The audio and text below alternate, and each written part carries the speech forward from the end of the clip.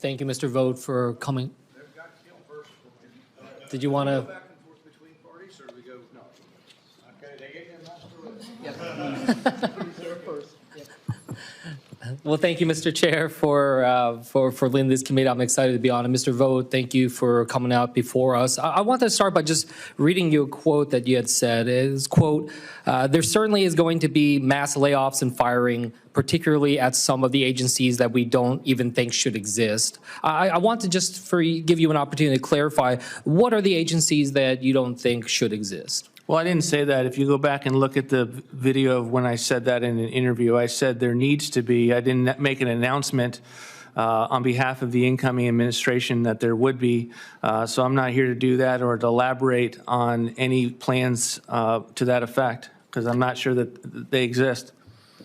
Okay, well then let me go a little bit ahead here. You know, there are some entities within the executive branch that have some space of independence, Federal Reserve and others. You've said in the past, quote, it's very hard to square the Fed's independence with the Constitution. Can you elaborate on that so I can understand your thinking? I'm not here as a think tank president, sir. I'm here as a nominee to be OMB director. The president hasn't spoken on that matter. I'm here on his behalf and for his agenda. Well, we are trying to assess your capabilities to do this job. And I guess I just wanted to get a sense of your understanding of the Constitution and the executive branches, in particular the president's capacity to be able to shape that. So I would like to just ask again, for instance, should the president have the ability to set interest rates? Sir, the president has run on the issue of bringing independent agencies in for a regulatory review. He has not spoken to the question that you just asked. I'm here on his behalf. I'm not on behalf of anything that I've stated with regard to policies at the Center for Renewing America, and I'm here on for his agenda. Well, I guess I'll ask it in a different way. Do you believe that the president has the authority to set interest rates? Sir, I'm not going to speak to the matter. That's a hypothetical that is best entertained. It's not a hypothetical. I'm trying to get a sense of your understanding of the power of the president. You know, you will serve, if confirmed, in the office of the president. And I want to have a sense of your understanding of what the president is allowed to do and not allowed to do. And I think that that's a very valid concern. Again, Senator, I'm here for the president's agenda, and my view of OMB is that it is a very important office. It touches all aspects of the federal government, and that it is important for the president to have someone in this role that wants to accomplish his agenda and not their own personal agenda. That's what I'm known for, and that's what I'll continue to be if confirmed. Well, look, I will move on to something that's very clearly not hypothetical then, which is your previous work in the past administration. You said in your written testimony here, quote, the civil servants at OMB are amongst the most resourceful and innovative I've worked with. But I've also heard you say in other circumstances, quote, we want the bureaucrats to be traumatically affected. When they wake up in the morning, we want them not to want to go to work because they are increasingly viewed as the villains. We want to put them in trauma. I raise this with you because I was a career nonpartisan civil servant. I worked in multiple departments and agencies. And I guess I just wanted to ask you why you would use a language like villains in talking about people serving our nation. In those comments, I was referring to the bureaucracies that I believe have been weaponized, and there are portions of weaponized bureaucracies across the federal government. That doesn't mean there's not amazing career civil servants, many of whom I've worked with at OMB. I look forward to, if confirmed, getting back to work with them and being able to rely on their expertise, their understanding of the federal programs, and to be able to allow them to help us have more implementable policies on behalf of the President of the United States. But I do believe that there are bureaucracies that are weaponized against the American people. When you have— Even within OMB? No, sir, not within OMB. Well, I guess I wanted to ask you then, at the end of your term as OMB director, you implemented Schedule F, and you implemented that as well at OMB. Do you remember what percentage of personnel at OMB you categorized as Schedule F? We implemented it at 90%. Again, Senator, that was not to fire anyone. It was to change their classification. And what is the purpose for the changing of that classification? What does that allow you to do? It's to ensure that the president, who has policy setting responsibility has individuals who are also confidential policy-making positions are responding to his views, his agenda, and works under the same basis that most Americans work on, which is they have to do a good job, or they may not be in those positions for longer. And I didn't find that to be the case with regard to anyone at OMB. But you felt that it was necessary to take this step still and hang that over them. Well, the president had a policy. He instructed all agency heads to use the Schedule F classification. You look at OMB, it is essentially all policy-making officials. That's why we had a higher percentage. And I am someone that is going to abide by the president's viewpoints. Have you had a conversation? I think it was a sound policy as it pertains to making sure that the president has career civil servants that are going to give us all of their knowledge and expertise and disagreement at times as to what they think about a potential proposal, but at the same time being aware that Hold on for a second. I just wanted to ask this question, which is, has the president-elect had conversations with you about restarting Schedule F starting January 20th? I don't speak to the conversations that I have with the president. Those are private deliberations, and I'm not here to announce anything on behalf of When we have these confirmation hearings, we ask those that come before us to let us know what are the priorities of the president when it comes to the work that you do. I want to ask one particular question here. In the first administration, or so far in hiring for the second administration, have you or any other managers asked candidates for employment or current employees if they have who they have voted for in the presidential election, what party they are affiliated with, or if they have donated to campaigns? No. You have never, no one that you know of? No. And if you had heard and come and understood that some people within the administration or incoming administration are asking those questions, what would be your response to that? I can only speak for myself, Senator. I haven't asked those questions. Okay. I yield. Senator Kim. Thank you, Chairman. Governor, it's good to see you. Good to see you. Thanks for coming before our committee. I wanted to just ask you, not just about your work, but how it's going to fit into the broader incoming Trump administration. And in particular, I guess I'm uncertain about roles and responsibilities regarding your position and Tom Homan's. I guess I just want to ask you just point blank, like, who's going to be in charge of the border? Well, the president will be in charge of the border. It's a national security issue, and the president is in charge of this country and has made a promise to the American people, and we will fulfill his agenda. Well, that was a good answer. It's the answer I would have given as well. But I guess I got confused. When Trump made the announcement about Tom Homan, he said, quote, I'm pleased to announce that Tom Homan, and said that he's in charge of our nation's borders. So I guess, again, I'd just like to go back to you. How are you going to work with Mr. Homan? What is the division there? I'm trying to get a better sense of who's in charge. Yeah, Tom Homan is an incredible human being who has over 30 years of experience. Incredible experience. Yeah, I get at that. the border, I'm just trying to think through the insight and wisdom. Decision-making process when it comes to your work. For instance, will he be giving orders directly to CBP, ICE, USCIS? Tom Homan has a direct line to the president. He is an advisor to the president, the border czar.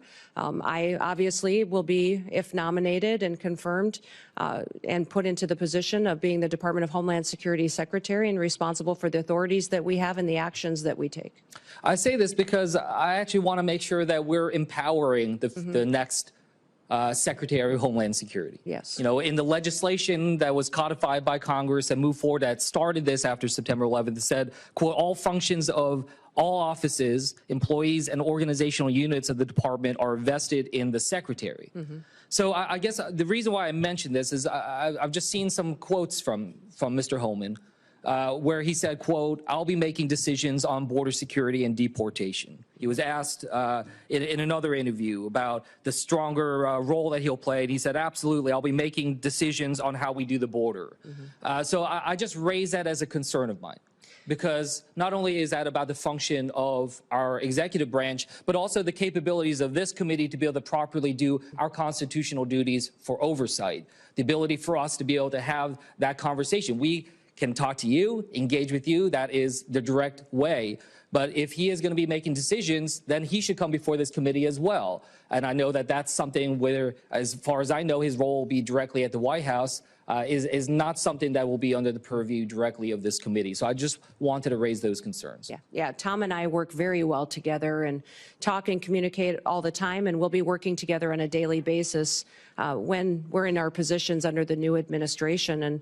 And I would say there's no authorities being planned to be taken away from the department or myself if I'm in the role, and but we'll it sends continue some to mixed oversee signals. CBP. You can understand how people in my home state, maybe around the country, when they hear Mr. Holman saying, "I'm making the decisions," when they hear President-elect Trump say he's in charge of our border. So I urge that we're going to try to do our best to try to make sure we're empowering the department, empowering the next secretary, because that's where our laws are invested in our decision making. Yeah. Well, thank you, Senator, and we'll make sure you have all the information that you need. And Tom working directly with the president and I working directly with the president hope to help you get all that you need to reassured that the authorities will stay the same as they currently are, but we will continue to work to secure that border and make sure that we're working together in that way. I want to just switch gears about you raised the concerns about terrorism, especially foreign terrorist groups. I guess I just want to ask you, what are the major foreign terrorist groups that are, well, first of all, what are the major foreign terrorist groups that are out there that we're tracking? Which are the ones that are concerns to us in terms of potentially trying to inspire or coordinate an attack upon us? And if you can just give me a sense of what their current capabilities are to try to enact that. Well, I think we face a lot of threats, Senator, and since I'm not in the role today, I shouldn't get into specifics with you, but I think you can at least get into specifics about what organizations that are out there. Yes, so I just wanted to get a sense of your knowledge of the organizations. All the traditional terrorist organizations that have always threatened the United States, but I would also say, Hamas, ISIS, continuing down that path of those terrorist organizations. But we'll continue to also focus, though, not just on those, but also the cartels, their partnership with the Chinese, and what they are doing. Listen, I've told people for years, for over 30 years, I've worked on national policy, on food policy, on agriculture policy, and I've seen the Chinese agenda to infiltrate our country, control our food supply chain, but also their manipulation of their currency and stealing our IP. And now I believe that this fentanyl crisis that they have flooded our country with is geared, and the purpose of it is to kill our next generation of Americans. No, I don't discount the importance of those. So when you focus on one or two groups, I think it takes your eye off the ball as to where all the threats could come from. We just spent a significant amount of time talking about homegrown terrorism as well. And I'm glad we're having that conversation. But the reason why I mentioned it, I was not trying to quiz you or anything of that nature. It's just that when the Department of Homeland Security, when their threat assessment for 2025 lists 3 organizations, lists Al-Qaeda, lists ISIS, in particular ISIS Khorasan, and the IRGC and the threat from Iran. I just want to make sure that I get it. You're talking about the importance of the border. We all understand that. We want to work with the incoming administration to try to have an orderly process with that.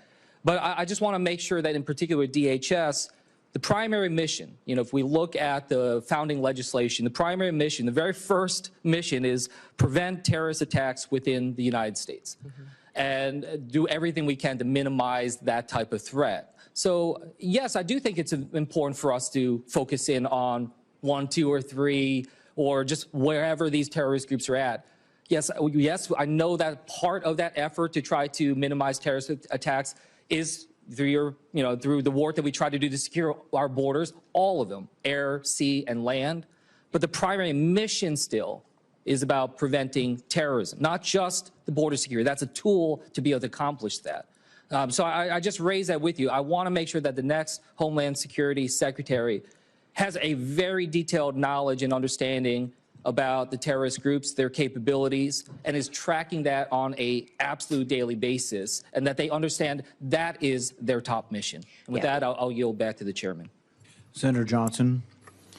Switch gears about you raised the concerns about terrorism, especially foreign terrorist groups. I guess I just want to ask you, what are the major foreign terrorist groups that are well, first of all, what are the major foreign terrorist groups that are out there that we're tracking? Which are the ones that are concerns to us in terms of potentially trying to inspire or coordinate an attack upon us? And if you can just give me a sense of what their current capabilities are to try to enact that.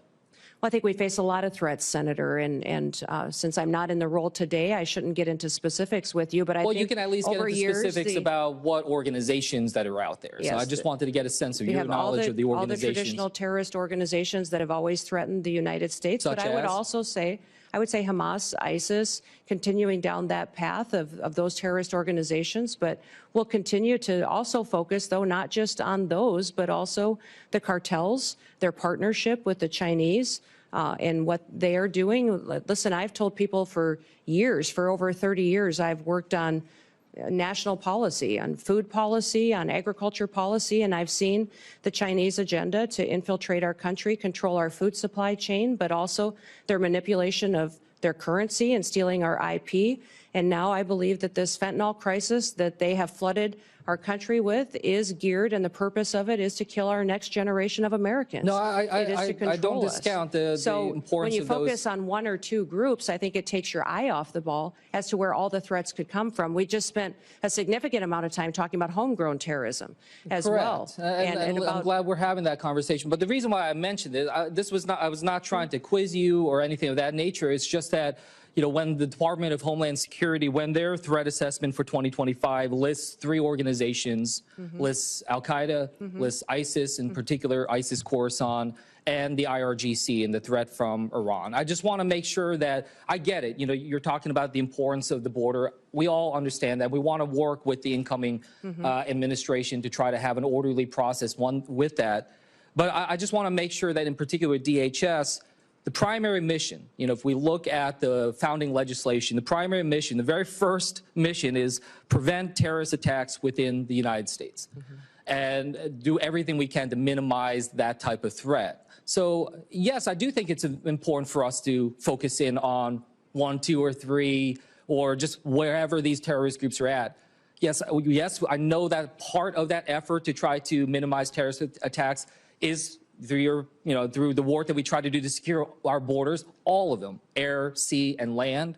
But the primary mission still is about preventing terrorism, not just the border security. That's a tool to be able to accomplish that. So I just raise that with you. I want to make sure that the next Homeland Security Secretary has a very detailed knowledge and understanding about the terrorist groups, their capabilities, and is tracking that on an absolute daily basis, and that they understand that is their top mission. And with that, I'll yield back to the chairman. Senator Johnson. Thank you, Chairman, for pulling this together. And I just want to reflect on this a little bit because, there is a room and there is a way for us to have a debate about the effectiveness and the efficiency of foreign aid, but what is happening right now in our nation, this is not the right way to go about it. I hear about a pause here, but this is not a pause. We're seeing a gutting of the staff down to approximately 600. If it is a pause to look and reflect and see what is not working, what shouldn't be done, then let's pause on the gutting of the staff. Let's pause on the transfer of USAID under the State Department. So I just wanted to show that this is not a pause. This is not a review. This is already a reorganization, already a dismantling of USAID as it is. And I say that as someone who, a little over 20 years ago, stepped into the Ronald Reagan building for the very first day in public service. I served at the USAID. I don't know who else in this room has. But I just tell you that I was proud to be able to serve at USAID and serve this country. And I worked at USAID, I worked at the Pentagon, I worked at the State Department. I've been a part of the 3 Ds of our foreign policy, of defense, diplomacy, and development, and seen that in action. So I disagree the idea that the type of power, the type of influence that we're trying to move forward at USAID doesn't matter, that it's only about material military power. We've seen how, for instance, when it was our help with the response to the earthquake in Turkey or the flooding in Pakistan, how that was something that was able to open up diplomatic channels to be able to move forward, build on the relationships. It was the work that we were doing through USAID that was able to get some of our diplomatic efforts, and including our military efforts, in a better position. And I said that as someone who walked into the Reagan building. There's a reason why USAID is in the Ronald Reagan building. It's because Ronald Reagan himself was a strong supporter of USAID and foreign assistance. He said, quote, "The ultimate importance to the United States of our security and development assistance programs cannot be exaggerated." He said, "Our national interests are inextricably tied to the security and development of our friends and allies." And when it came to people criticizing USAID, he said, quote, "You know the excuses. We can't afford foreign aid anymore, or we're wasting money pouring it into these poor countries, or we can't buy friends. Other countries just take the money and dislike us for giving it." A lot of things that we heard here today. And Ronald Reagan concludes saying, well, all of these excuses are just that, excuses, and they're dead wrong. I heard today people talking about USAID as if it's charity. One person that said, quote, "Foreign aid is not charity. We must make sure it is well spent, but it is less than 1% of the budget and critical to our national security." The person who said that is Secretary of State Marco Rubio when he was with us in the Senate. He also went on to say that he urged President Biden to move forward and prioritize USAID funding because he said it, quote, "counter the Chinese Communist Party's expanding global influence." And our current Secretary of State also said, quote, "We don't have to give foreign aid. We do so because it furthers our national interests. That's why we give foreign aid." So I just wanted to be able to frame that. And when I worked at USAID, I actually worked at USAID under the Bush administration. I worked under a Republican president. I worked under an administrator there who was appointed by a Republican president, Andrew Natsios, who was just recently asked, could you specifically respond to what Elon Musk's functionaries at the Department of Government Efficiency have done in terms of actually shutting down USAID? And Andrew Natsios said, quote, "It's illegal and it's outrageous. They have no right to abolish an agency, a statutory agency in the federal government." So I just wanted to raise this because what we're talking about here is efforts that are trying to end a long-standing bipartisan understanding about our strength as a global leader. And what we are also seeing, and this is something that just feels so personal, is just the demonization of public servants. We can have a debate about foreign aid, but we can do it without demonizing the people who have sworn an oath to this country. Many of them right now working in difficult and dangerous places. Some of them don't know how they're going to get back home right now because of how quickly all of this had been shut off. And what it really just shakes around the world when I hear from leaders in other countries is they say, what is the value of the American handshake right now? And I think that that has been detrimentally affected and really negatively affected over the course of the last couple weeks. And with that, I'll yield back. Senator Kim's turn. Yeah, thank you, Chairman. Thank you for coming before us. I guess I just wanted to jump in. I've heard a couple times you mentioned that you believe that Congress would need to be involved if there is an effort to abolish the Department of Education. That's right? Correct. Do you know if President Trump shares that sentiment? I've heard President Trump recently, over the last couple of weeks, in conjunction with his fervor to shut down the bureaucracy of the Department of Education, he has also stated that he will work with Congress to make that happen. Do you know if Elon Musk, have you had any conversations with him about the Department of Education? Him I have or not. his team? Why I raise this is that, I just came from another hearing that was talking about foreign assistance, talking about USAID. USAID is another element of our federal government that was codified by Congress, and we see an effort there to dismantle it. Not fully abolish it, but dismantle it basically down to about 600 people. Gut everything, put it under the State Department. So I guess I wanted to just ask you, if something like that was proposed by the Trump administration for the Department of Education, does that have to come to Congress? Certainly, there are departments that I believe that are in the Department of Education by statute, and those have to be looked at. And Could they be moved? what elements of the Department of Education are those that are protected by statute? I believe IDEA is. I think Title I is. And I'd like to discuss that, look into it and discuss it more fully with you. But for those that are not codified by statute, you're saying those are ones that the executive branch can do as they please? Well, I think that I would like to look into that more.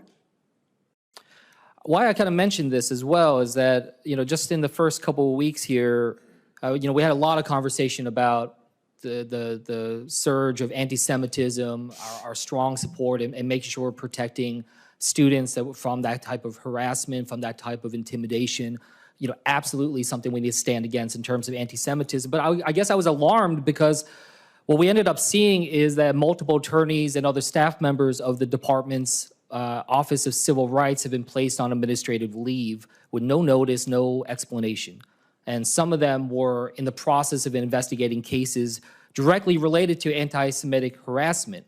So I guess I wanted to just ask you, is that something you would support? Do you think that that's the right actions that we should be taking at this time that we see such a surge in anti-Semitism?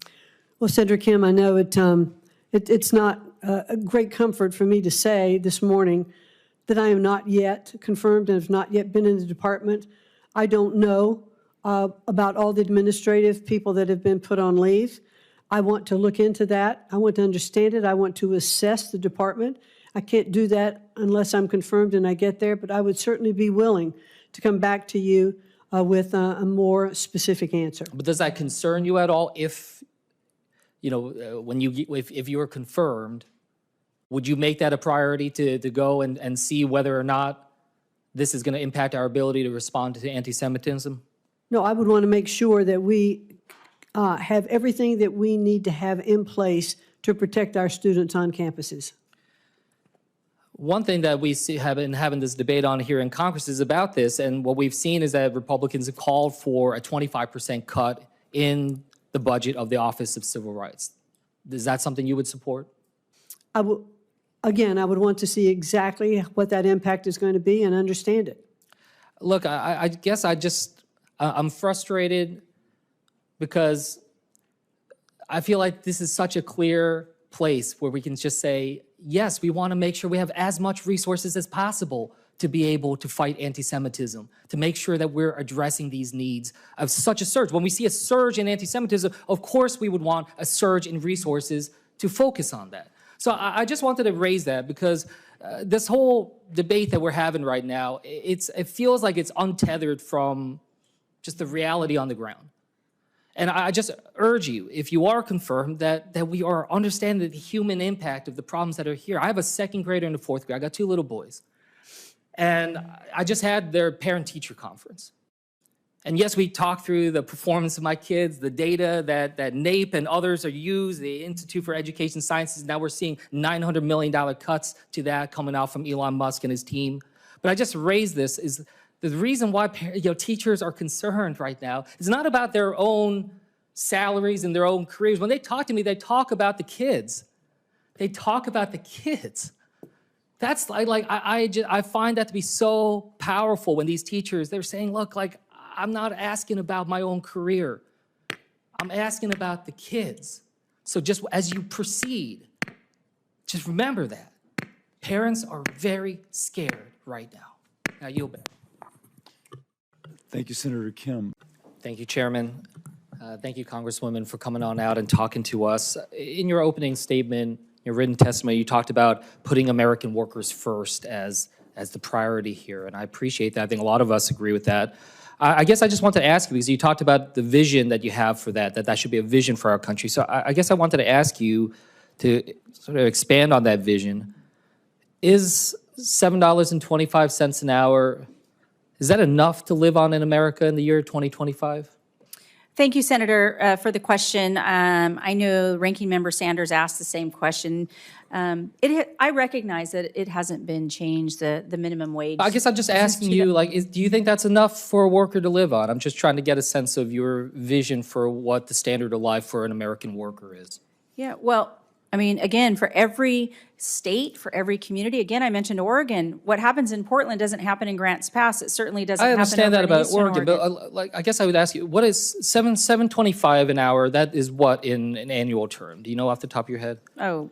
It's not a math question. Yeah, so I'm just trying to get a sense of it. So it's about $15,000 a year. Yeah. So I guess I just want to ask you, do you think that there is a state in this country where someone can live comfortably on their own for $15,000 a year?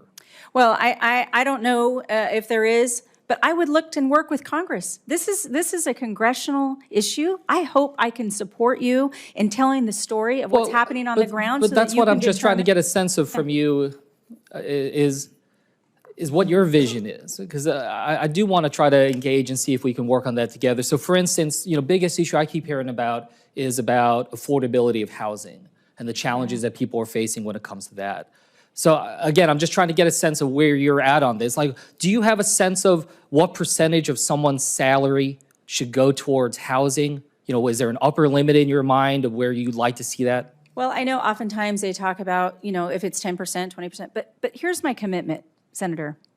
My commitment to you is to tell that story. I will come out and visit every state's and understand what's important to them and tell that story not only to the president, but also work with members of Congress. And if you all see fit, I will fully and fairly enforce the minimum wage laws that you all see fit and work together. I know, again, It needs to be a conversation between us here. it's I mean, important. it's not just Yeah. on us. You're going to be somebody who's supposed to be fighting for Sure. the American worker. Is 50% of someone's salary too high in terms of what goes towards housing? Well, again, depending on what the salary is, people can determine that. I mean, if I had to take a guess, you're wanting me to say yes or no. It's hard to guess on what people want to spend on their housing, but I do want to help the American worker. I want them to make enough money. I want them to give them their opportunities, and I want to work with Congress on this issue because it is important. This is a sensitive issue. We hear about it all the time. You know that, and I know It's, that. as I said, the top issue. And I'll say that, when it comes to the lowest median rents that we see in this country right now, it's around $850, $900 a month, which is at around $10,000 a month. And What these I are do in some of know- the states where, again, the minimum wage is $15,000 a year. So talking about 2/3 of their salaries. When it comes to paid leave, I mean, I know a colleague of mine was going to raise this. We were able to move forward on government employees. I wanted to just get a sense, do you believe that all American workers are entitled to paid leave? Again, we don't have a federal paid leave. Should we? Well, that, again, I know as a But I'm Department just of trying to Labor- get a sense of your vision. I get it. You're not know. a lawmaker anymore. But I'm just trying to get a sense of what you're going to be fighting for. What's your vision for the American worker? Well, my vision for the American worker is to achieve the American dream. I they understand have that, the but is part of the opportunities. American dream paid leave for all workers?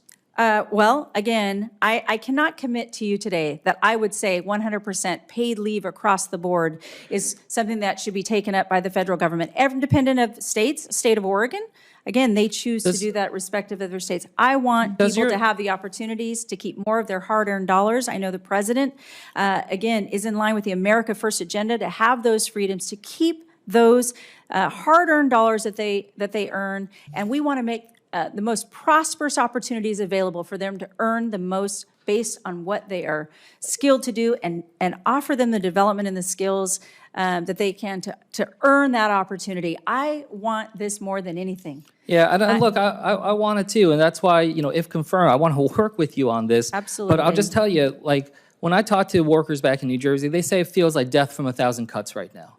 There's housing, there's healthcare, there's so many other things. They're working 2 to 3 jobs just to be able to get by. They're not asking for the moon. They're just asking to be able to live a life of dignity and decency. And I hope that we can at least be able to stand up and say that that's what we're going to fight for. I yield back. Thank you, Thank you, Senator. Senator Kim.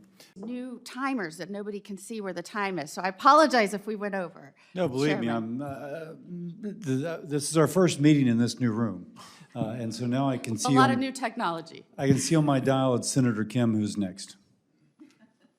Thank you, Chairman. Thank you to all of you, and very powerful testimonies here. One thing I just wanted to sort of start from is sort of an area, hopefully, of agreement here. But Mr. Stern, you said something in your written testimony. You said, students have an absolute right to expect a campus environment where they will not be victims of true threats, real harassment, or intimidation, bullying, or discrimination, let alone assault. And I think that is something, hopefully, that all of us can agree to, including my colleagues and I. So this question is how do we determine what then crosses that line? And I think that's something I've tried to grapple with, and I've engaged the people in my state, and it's challenging. And certainly, when we look back at what happened at campuses and across this country over the last 2 years or so, I personally feel like I've seen things that have crossed that line. We've seen things that have entered that level of bullying, intimidation, discrimination, assault. But what we also know is that we shouldn't then cast that across the entirety of everything that is happening. So the question is, how do we try to separate that? The question is also, who decides that? We've talked about the Office of Civil Rights, and Mr. Stern, I guess I just start with you. You've said that for us to be able to achieve what Ms. Gamble just talked about, I agree with you that we want to make sure there's teeth. We want to make sure that we can get the findings of violation. Mr. Stern, you've proposed increasing the budget to the Office of Civil Rights. Can you explain that to me in terms of what would that be able to do further in terms of being able to try to identify and what the problem was, what the violation was, and then what the appropriate response is?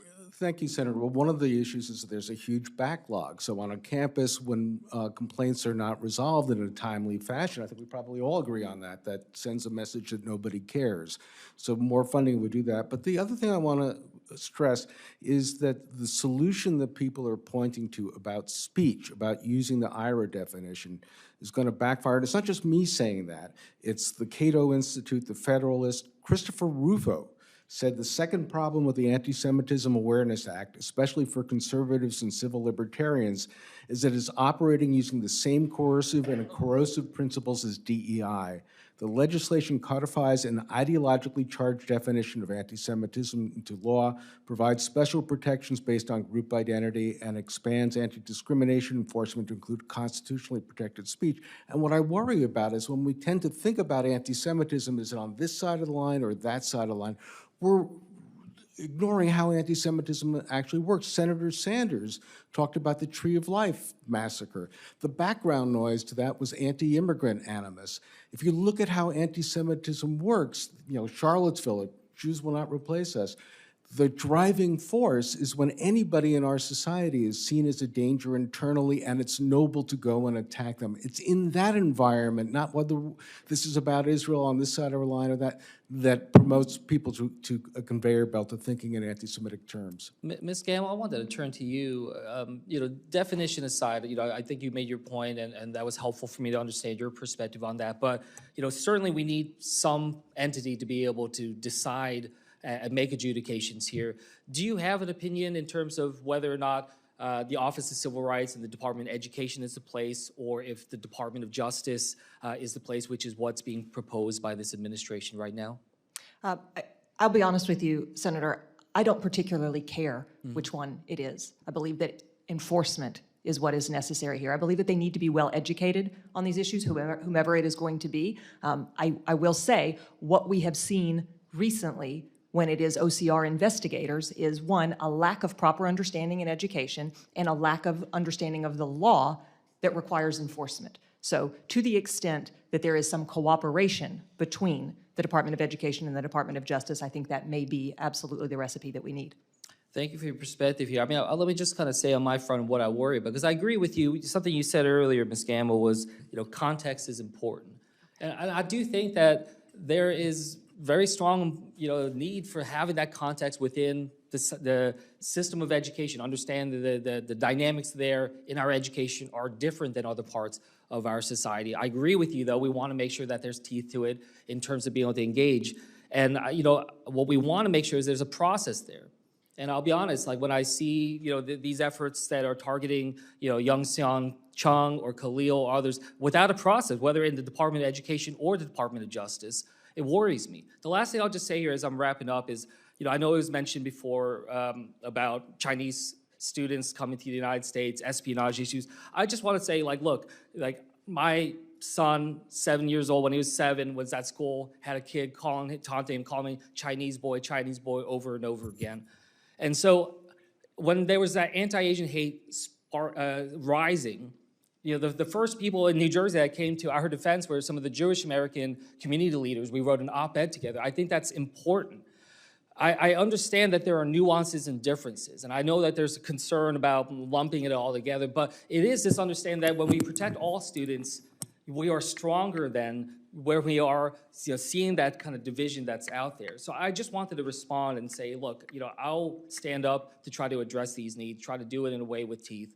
Thank you, Chairman, for letting me go a few seconds over here. Senator Husted. Thank you, Mr. Chairman. Appreciate. Thank you, Chair. Mr. Milliken, Mr. Schroeder, I wanted to just kind of zoom out a little bit. We talked about major disasters, but Mr. Milliken, you were talking about just in general, there's a lot more higher volume in your work. And you in particular said that has increased the use of of people that are just kind of relying on photographs, right? Is that correct in terms of just, trying to get out there, people that might not have the skill set that you and Mr. Schroeder have, but they're out there telling us, taking photographs. Can you tell us a little bit more about that? Yes, sir. So when I first started, photographs, you never adjusted an estimate by photographs. You went out and put eyes on. Now it's the whole process is set up on photographs. So the reviewers are reviewing pictures that I took at my inspection where I identified hail damage to a roof. And this reviewer, who's never been to this house, tells me that that's not hail. So I go back out to the house, I take more pictures with a phone and a camera. I submit these pictures, and this reviewer tells me this is not hail. I'm 100% certain this is hail, but yet this is still the process. And this isn't just one time. This is multiple times. And the same thing goes with mislabeling material. If I go out and I identify a certain material, pre-engineered flooring versus finished in place flooring, and they tell me that it's not what I say it is. Well, I mean, I know that's what it is. It's 100% factual. And they're making me write something that's not factual and submit this to the homeowner. So yes, that happens on a regular basis. And with this reliance on photographs to try to determine, what the level of damage is, do you think that that is sort of predisposed? Is that something that seems to be, when you are relying upon photographs, does that seem to be something where you're more likely to underestimate the damage or overestimate the damage? 100% underestimate damage. I think that the whole process is designed to miss damage. Mr. Chair, I just kind of raise this because it's not just about the major disasters. We're certainly catching that because we're seeing and hearing some incredibly powerful stories. But I think this committee should be thinking through just the systemically, like certain types of steps, like what you're saying, that seem to just always kind of tip the balance away from the consumers, away from the policyholders, and kind of always geared towards underestimating. And I think that that's something that, becomes much more clear to me when I hear from you on this front. Mr. Quinn, I wanted to turn to you because, the devil's advocate, the argument on the other side is saying, hey, look, we have very low rates of complaints, some percentage, 1% or whatnot. I guess I just wanted to just hear from you. What is your response to that type of argument in terms of saying, like, satisfaction's high, these problems are outliers rather than systemic? I assure you, Senator, satisfaction is not high. We hear the complaints regularly. What we understand is most consumers, when they complain, they're dealing with their insurance company, so they'll complain to the insurer, and we believe those statistics get buried. Yeah. Most people don't understand how to complain to their insurance department, how to complain to the National Association of Insurance Commissioners. They don't get it. They don't understand how to do that. So, whatever the companies are claiming are their complaints are not representative of the amount of extreme dissatisfaction amongst their policyholders. Ms. Miguel, Mr. Vertel, when you were going through that difficult process, probably for the first time where you had to kind of engage with claims of that magnitude, is it right that you have a hard time understanding at that time all the different tools at your disposal, the process that you need to go through? Am I right in kind of assuming that you're going through a lot of trauma as well, just emotionally, and trying to figure out how to file an official complaint or this or that might be more opaque to the average person? Is that right, Ms. Miguel? I would say that is correct. It is not very user-friendly. It's not very intuitive. Because you were talking about how you had to go to, you had to bring in an outside adjuster, right? That was probably not something that you knew you could do right away. Is that correct? That's correct. It took us months to learn enough about the environment with which we're working in, about the situation and how it works, to even recognize that that was an option for us. Mr. Vertel, could you imagine, policyholders that are going through this, they're frustrated, but they might not know that there are ways to file official complaints or, take other actions to be able to raise some of their concerns or see if there are outside entities that might be able to help take another look? Yeah, I'm not sure exactly what a complaint would have done in this scenario. Yeah. Mr. Quinn, I just want to go back to something I asked you at the end of the last round. You were talking about the states versus this federal approach. And, certainly I'm more familiar with this in terms of New Jersey, but, you know, I think part of what I'm hearing as well from you, as you're hearing this from a lot of people, is yes, you know, states are often not meeting the bar, but am I also correct that part of the problem is that every single state probably does this differently? You know, has different levels of engagement. You know, some states maybe do better than others, but, you know, without that sense of level playing field, it's very difficult for the American people and the policyholders to be able to have a chance of fairness. Is that an accurate way to be able to describe it?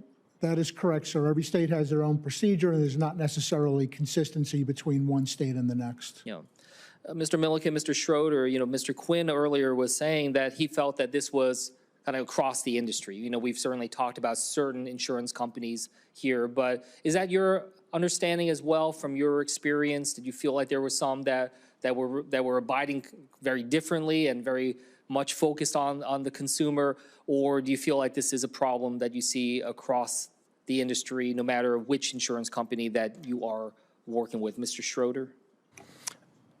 I would say, and I work for many different insurance companies. I kind of spread myself out that way for the purpose of getting different exposure and experience. And I do see this as like a systematic, general consensus, a standard for practice amongst all insurance companies. Some, though, are better than others. And, you know, there's a couple standouts that I would say are really fair. And for the most part, all the rest are in the same group of consistently denying unfairly claims that are where there's owed damage. Mr. Milliken, anything to add here? No, sir. I've worked exclusively for Allstate for the most part, so I only can speak to that. Okay, thank you. Well, look, I just want to say, first of all, to what you were saying, both Mr. Schroeder, Mr. Milliken, about the risk that you are taking when it comes to your career, your work. I just wanted you to know that's incredibly powerful to hear, and it just lends added gravity to your testimony, to your answers today. And I want you to know, you know, this is not some just check the box thing that the chairman and I are engaged on. You know, we want to make sure that we are invested in the follow-up to make sure that it's worth the risk that you took. And to, you know, Ms. McGowl, Mr. Quinn, Mr. Vertol, you know, just hearing about the impacts this has had on you all, your family, your kids. I just, you know, as a father of a 7-year-old and 9-year-old, and hearing from families across New Jersey that years later still, you know, they were saying that, I mean, you may very well agree, but people I talked to in New Jersey, they're saying like the storm was in some ways the easier part. You know, that was, you know, they thought that was going to be the worst of it. They didn't expect all the, you know, and I'll exclude the words that people use, but all the other stuff that comes later. They didn't expect that would be so damn difficult. And I just think that's something I think the American people really need to understand. Like, why is it that, you know, in your time of greatest need, not only are you not able to rely upon those that are supposed to help you, but they're actually making things worse. And I just think that that's something that just eats away. I mean, it just hurts so much to hear your stories, and I'm sorry for what you all have gone through. And the fact that you're sharing it, it's for the betterment, and hopefully we can save this to help fix and make it easier for other families in the future to be able to go through this. Senator Kim. Thank you, Chairman, Secretary. I wanted to just relay, I had a town hall. I had a fire captain show up to this town hall, somebody who worked at Ground Zero, and he is somebody who said he was diagnosed with cancer. He said he's on borrowed time, and he was livid, absolutely livid about what he said, the administration gutting the World Trade Center health program. And we've talked through some of these cuts that have happened before, some staff cuts, some maybe brought back on, the administrator cut. I just need to hear from you. I promised this fire captain I'd ask you about this. What in the world happened? Why was the staff cut for this program? What are we to expect going forward? I restored the staff to that program. Why was it cut to start with? It was, you know, it was part of the overall budget cuts. Our agency was asked to make very, very serious budget cuts that were going to be painful, and some of them should not have been made, and that was one that should not have, and I reversed it. Were you unaware, or were you aware that the decision to cut NIOSH staff would cut that World Trade Center health program? Well, you know, my agency is the biggest agency in government. It's twice the size of the Pentagon. It represents about 20% of the U.S. economy. We have hundreds of institutes and sub-agencies. We try to be as careful as we can about what we cut and what we didn't. We made a couple of mistakes. No, I don't That think was you one. were trying to be as careful as you can. I mean, that's the problem that we've seen by rushing these decisions. You know, this was, I know, early in your time there. Senator, I understand. I understand that if you look at this from a distance, you'd say, why don't you just do this surgically and cut one person at a time? This agency has grown so big, so fast, and everybody who comes in says, I'm going to cut it down, and nobody's been able to do it. And there was an understanding that the longer that you wait, the more the inertia kicks in. And we had to act quickly so that we can do something for the American people that is lasting. And we understood that there would be some mistakes made and that we would go back and reverse them when they were made. But it was more important to do decisive action quickly that could eliminate the metastasizing of this agency to, you know, which was growing and growing as our health declined. So where is this going to land now? Can you tell us right now that the staffing of the World Trade Center Health Program will go back to where it was before you became secretary? That program will continue. There will be continuity in that program. That's Continue, yes, but at full strength of where it was before you were secretary? The program itself will continue. Well, look, the fire captain always also raised this issue about the National Firefighter Cancer Registry, also something I promised him I'd ask you about. Why was that shut down? Cancer Registry, I don't know about that. You don't know about this? No. Okay, well, look, what I'll just tell you is I'm happy to work with you on it, though. there's a National Firefighter Cancer Registry, and this is something that's part of NIOSH.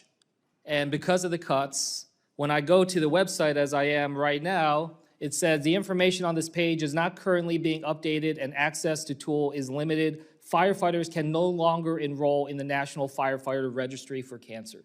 So I just raise this because this is incredibly important, not just for those that were at ground zero, but just writ large across our nation to try to help our firefighters. So can you promise me that we will work together and try to get this back up and running as soon as possible? I will work with you on this issue, Senator. Yeah, look, I understand what you were saying when it comes to your prioritization, but I will tell you, it is sending an absolutely disastrous message, especially to our firefighters. I mean, I hope that on the list of things in this Congress that we think are bipartisan, are unanimous, it should be about supporting our heroes at the World Trade Center, especially when we have more firefighters who have died since 9/11 because of medical issues that they had working there at Ground Zero than those number of firefighters that died on September 11th.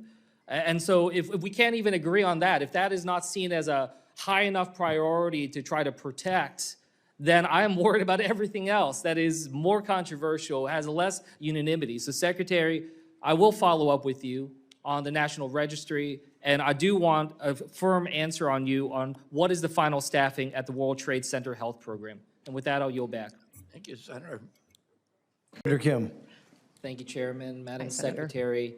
A press release came out from the Department of Homeland Security a couple days ago. It said that members of Congress in New Jersey that went to the Delaney Hall ICE detention facility could, quote, could have just scheduled a tour. I guess I'd just like to hear from you if you can confirm that you understand that members of Congress by law are allowed to show up unannounced to conduct oversight visits of ICE detention facilities. Yes, they can conduct oversight, but Senator, what I would ask is that they understand that that doesn't mean they could show up with a mob with the intention to break in and assault law enforcement officers. That's what happened at Delaney Hall last week. You're familiar is that those individuals and those members of Congress were surrounded by criminals, creating criminal and perpetuating criminal acts. You understand that But when they were you show up already and ask for a within tour, the we facility. facilitated every single tour that every member of Congress has wanted. We've always done that, and we have to, when we have a tour, also make sure that we've addressed security concerns and have enough staff and all of that, and we were accommodating that when those individuals showed up and they decided instead to break in.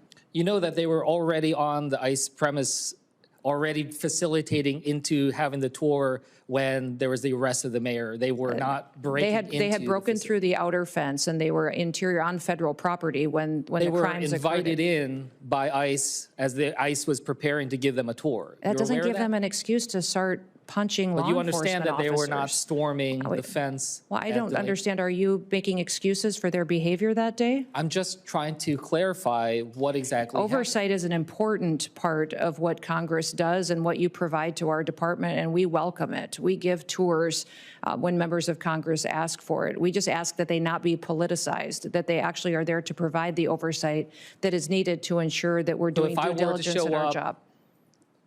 And if I were to show up at ICE detention facility unannounced, I would be let in. Yes, I would ask that you would be allowing us to secure the officers that we need to give you an appropriate tour, that we'd be able to cover the other bases and posts that they would have to leave to come and facilitate that. We may have to call other people in to help cover some of that understand because some of the time extra might be- responsibilities, but we I've can done this do that. before. I just wanted to make sure I heard that from you. I wanted to just go back to something that was raised earlier about habeas corpus. Can you confirm to us that you understand that any suspension of habeas corpus requires an act of Congress? President Lincoln executed habeas corpus in the past with retroactive action by Congress. I believe that any president that was able to do that in the past, it should be afforded to our current day president. This president has never said he's going to do this.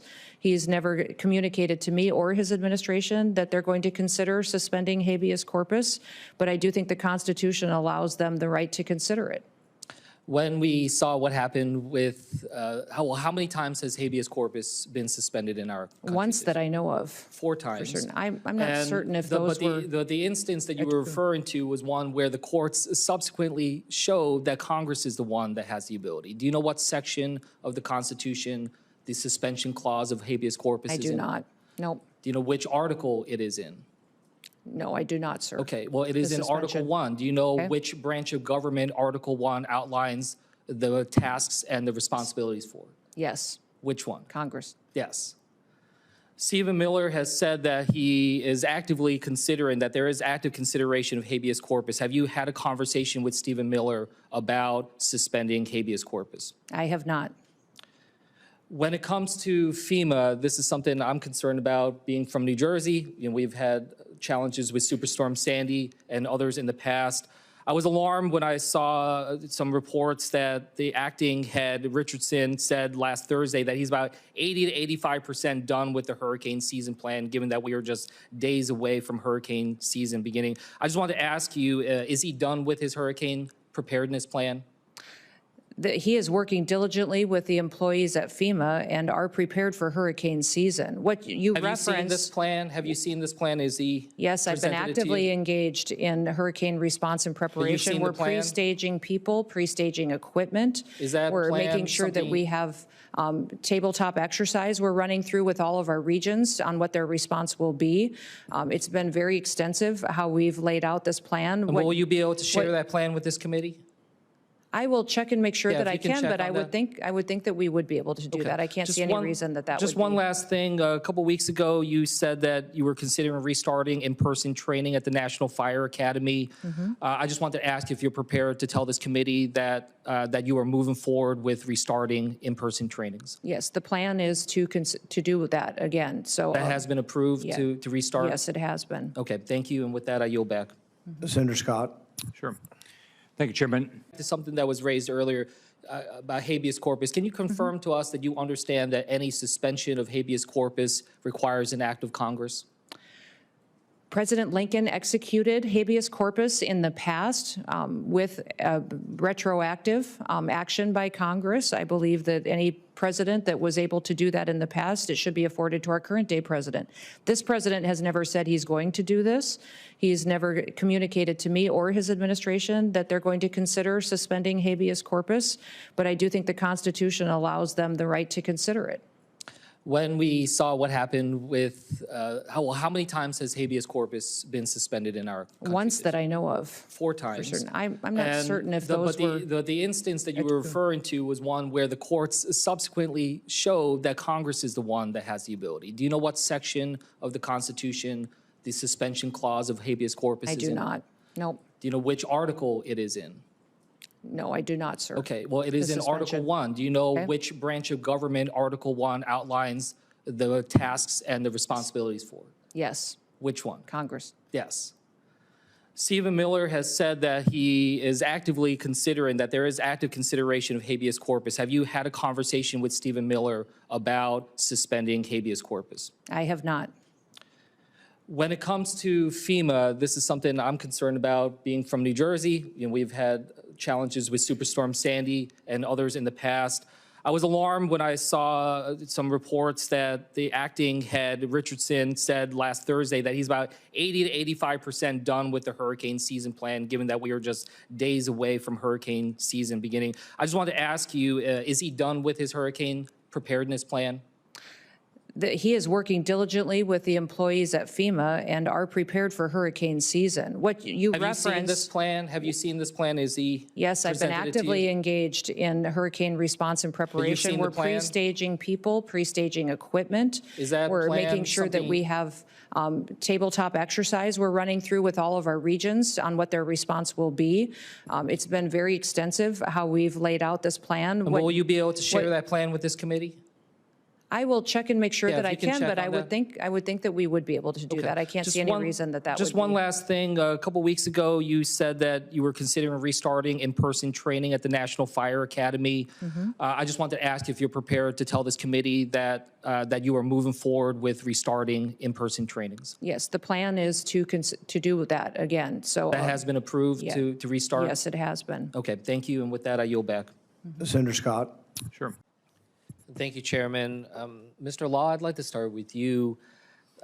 We're seeing reports that the acting FEMA director was unaware that there was a hurricane season. That I've also seen reports that the hurricane plan wasn't completed prior to the start of hurricane season. So I just wanted to ask you, does that seem acceptable to you? Thank you for the question, Senator. I'm not familiar with those reports, but what I can tell you is from my understanding as senior counselor to the secretary, they are taking a very critical look at FEMA because it has failed to operate the way it should, and they're definitely focused on that. Well, I guess I would just like to restate this. Do you think that we should have a FEMA director that understands when hurricane season begins? I believe that the secretary has confidence in the current leadership of FEMA. Do you know when hurricane season starts and ends? We are currently in hurricane season. And when does it end? I believe it ends sometime in September or October. It ends at the end of November. And I just raised this because there was no mention of anything about natural disasters in your opening statement about the importance that Homeland Security plays with this. And you're talking about FEMA. Are you in support of abolishing FEMA? Do you support some of the statements that the president has made in that direction? Well, thank you for the question, Senator. I think the president and the secretary have been abundantly clear that FEMA in its current form is not working. And I am up for a policy position, not an operational role in FEMA. But to the extent that there are policies relevant to FEMA, I, if confirmed, would be happy to work with you on those. Well, I mean, you would be in charge of strategy, policy, and plans. And I think having a hurricane plan is very important. I think having a plan on how to address natural disasters are very important. And I guess I want to ask you, do you see a role for FEMA and the Department of Homeland Security to be a focal point when it comes to addressing natural disasters around the country? Or do you think that should be at the state level? Well, thank you for the question, Senator. I think there's always been a role for the state and locals to be the lead when it comes to natural disasters, and that FEMA plays an important supporting role, but FEMA has failed to deliver. It's my understanding that there are still outstanding claims going all the way back to Hurricane Katrina, and I that's don't just discount the unacceptable. fact that there are reforms to be made and problems that exist, but I want to just redirect you to the primary mission stated in the founding document of Homeland Security, which says directly that DHS is acting as a focal point regarding natural and man-made crises and emergency planning. And I just say that because I do not see this administration taking that aspect of responding to natural disasters as centrally and important and critically as it should be. And I just want to hit that home with you, because if you are confirmed, I hope that you can commit to working with me and working with this committee to making sure that we're addressing those issues. Can you do that? Thank you for the question, Senator. If confirmed, of course, I would be happy to work with you on the crisis management and emergency response efforts of the Department of Homeland Security. Mr. Cain-Cross, I wanted to just turn to you. How are we doing as a nation when it comes to cybersecurity? How would you kind of rate us in terms of our preparedness? Well, Senator, what I think is these attacks are increasing, they're becoming more sophisticated, and they're scaling up. And so I believe that this office was intended by the statute to help coordinate and focus that policy. So you're saying that the threats are increasing and they're scaling up. Mm-hmm. Is that right? Correct. Then why is it that the Trump administration is trying to decrease the staffing and the budget when it comes to an incredibly important office like CISA? Well, Senator, what I think is this is a complicated vector, but at its core, this is a human nature issue. Our enemies do not see a cost in engaging in this behavior. And so they impose strategic dilemmas on us, and they have now for a long period of time. It's time that we impose those dilemmas on them. Well, yeah, I agree with that, but I feel like, an important part of that is to have the staff necessary. I mean, you're talking about a challenging vector here. I mean, I'm having a hard time understanding if threats of cybersecurity are increasing, as you said, and scaling up, why is our investment in it going down? Well, Senator, I think a first management principle for me is that form follows function. And so I know with regards to this office, if I am to be confirmed, I'm going to use that principle to make sure that the function we're serving, which is to defend the United States from these attacks, to keep our critical infrastructure safe, to keep our citizens safe, because as we know, these criminals and enemies target the most vulnerable Americans, that the form that we take is the most efficient, effective way to service that mission. I'll yield back. Senator Slotkin. Senator Kim. Thank you, Mr. Chair. Ms. Lucas, I would like to start with you. Your response to an earlier question made it sound like you don't believe that the EEOC is an independent agency. I just want to confirm your position on this. That's correct. The EEOC is not an independent agency. And in fact, every single one of the former Democrat members that were terminated by President Trump, they know that.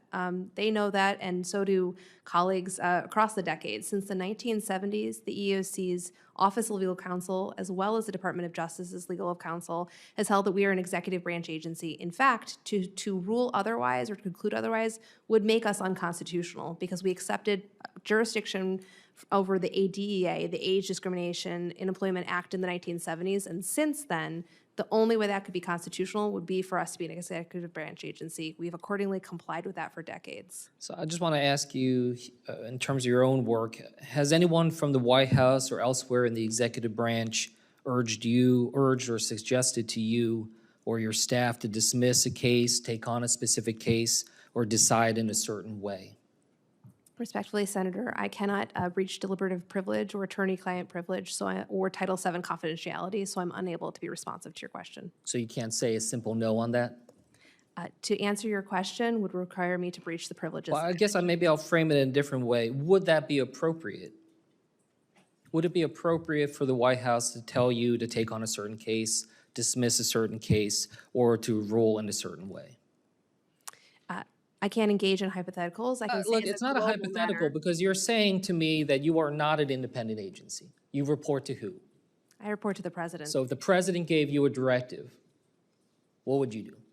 It would depend on what the directive was, but I report to the president. So you report to the president, you take directive from the president? I do take directives from the president. Correct. Yes. So if the president issued a directive saying that he wants you to take on, and look, I will just say whoever the president is, because if you go through this term, it could very well be another president, you have to follow that directive.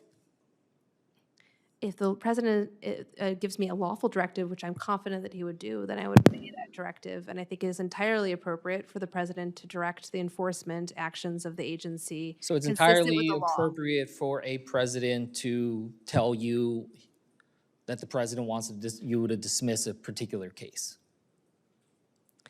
Again, the president directed us to comply with the law, and we're doing so. Is it within the law for you to be able to dismiss a case?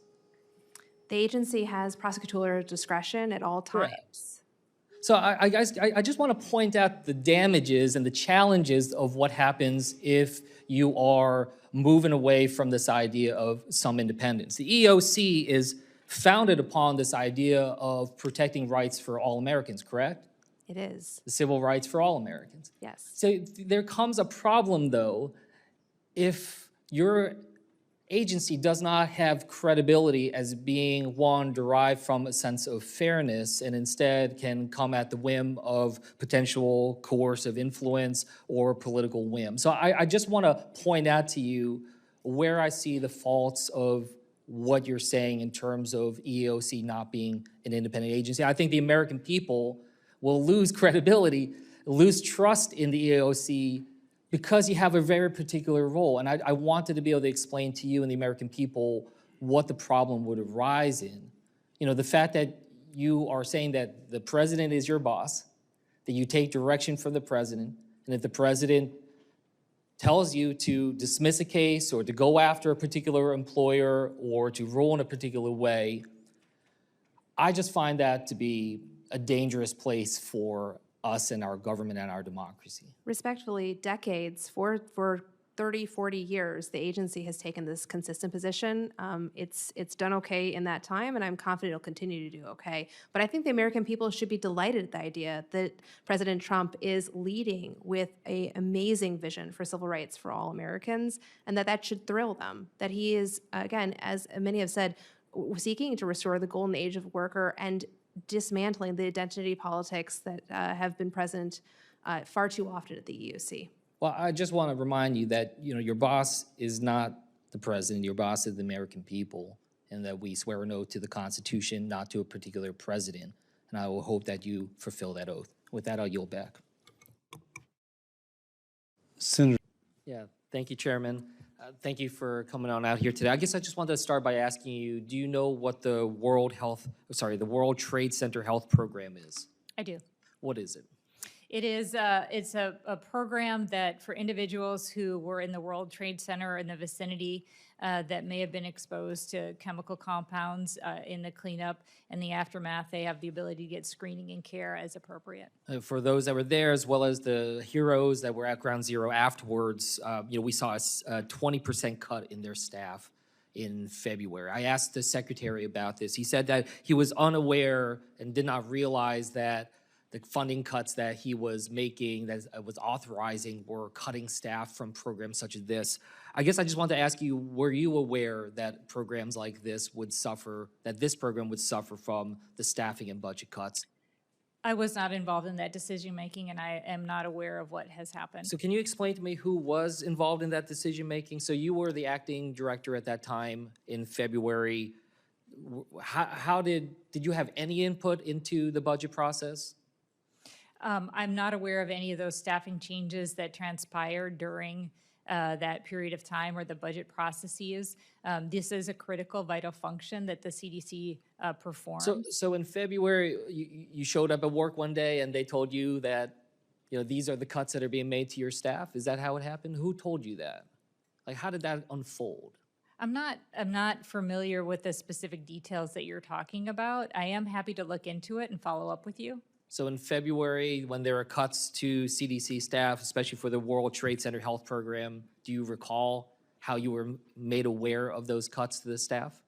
I am not aware of the specific details that you're asking about. I am happy to look into it and follow up with you if I am confirmed as a CDC director. Yeah, look, I mean, I guess I raised this because, you said earlier that a lot of what you want to focus on is creating evidence-based, rapid decision-making. You want to make sure that your actions are being driven by the data, by the science.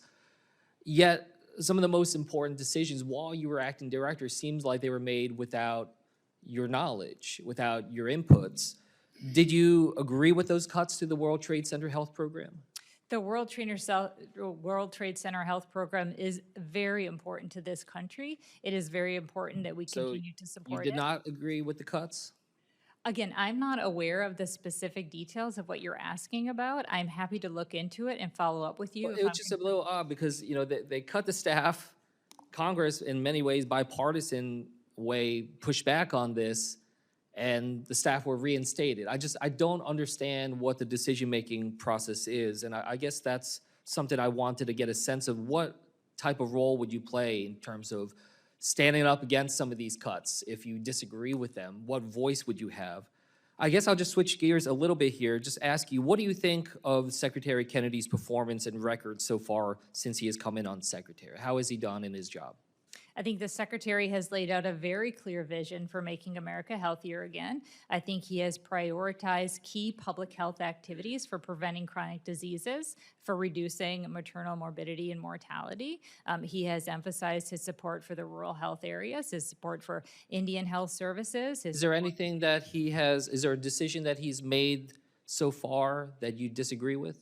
I think the Secretary is doing the important work of leading a very complex agency through a number of different transitions. He is supporting key priorities in preventing chronic diseases. Does anything come to mind, though, that you disagree with him on?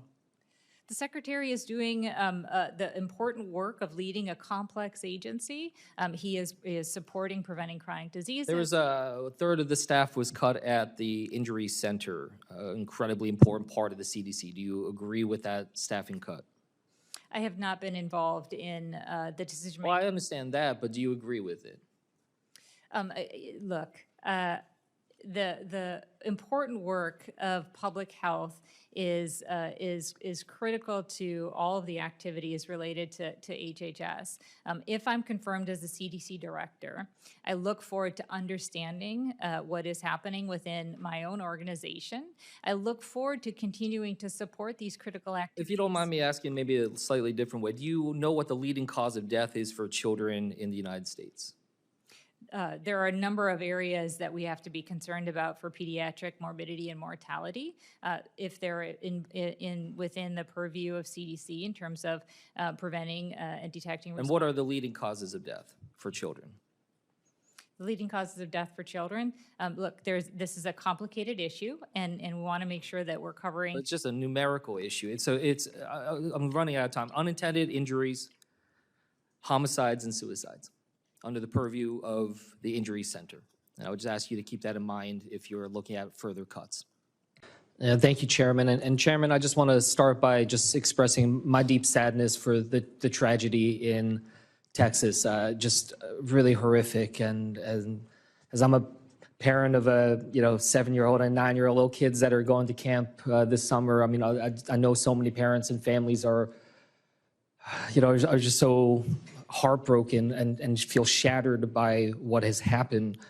And I express the urgency of trying to figure out not only how we can better predict and have an early warning system, but how to get that information out to people as quickly as possible. In my home state, in New Jersey, we suffered from Superstorm Sandy, from Hurricane Ida, other things like that. Dr. Jacobs, you and I talked about this briefly, but just building on what you talked to the chairman and others about these early warning systems. There's been talk about even using even just using sirens similar to what we've done for tornadoes in this country. As far as I know, do you know of any usage of sirens when it comes to flooding in the United States at this point? Not to my knowledge, but I do know that some systems that have been deployed in Spain and France, they essentially network a flow meter to a siren, and if the flow rate exceeds a certain amount, it triggers a siren. Depending on where the upstream rain falls and the rain rate, it doesn't give you a whole lot of lead time, but it's certainly better than nothing. Even just a few seconds or a few minutes you can make a huge difference. Is that something you would work with us here in Congress to think through and figure out how best to be able to deploy some of this? Absolutely. Another part of this in terms of being able to understand where flooding might happen and what communities are most vulnerable is about hydrological modeling. And I worry about this because in New Jersey, we've had concerns about whether or not we are up to date with the latest modeling. A lot of the models that we've seen sometimes use outdated data from decades ago. There's been talk about trying to invest in LiDAR technology, and I would like to get your thoughts on that, as well as whether or not that's something for the federal government to be able to take on. I agree. I believe this is a federal mission. A lot of it right now, the capability state by state. So some states have more sophisticated data and flood inundation mapping than others. Hydrological modeling is extremely challenging and technical because you're essentially using one model to initialize another. So the hydrological model could be perfect in its equations, and if the atmospheric model puts the rainstorm in the wrong place, then the secondary model's not going to be right.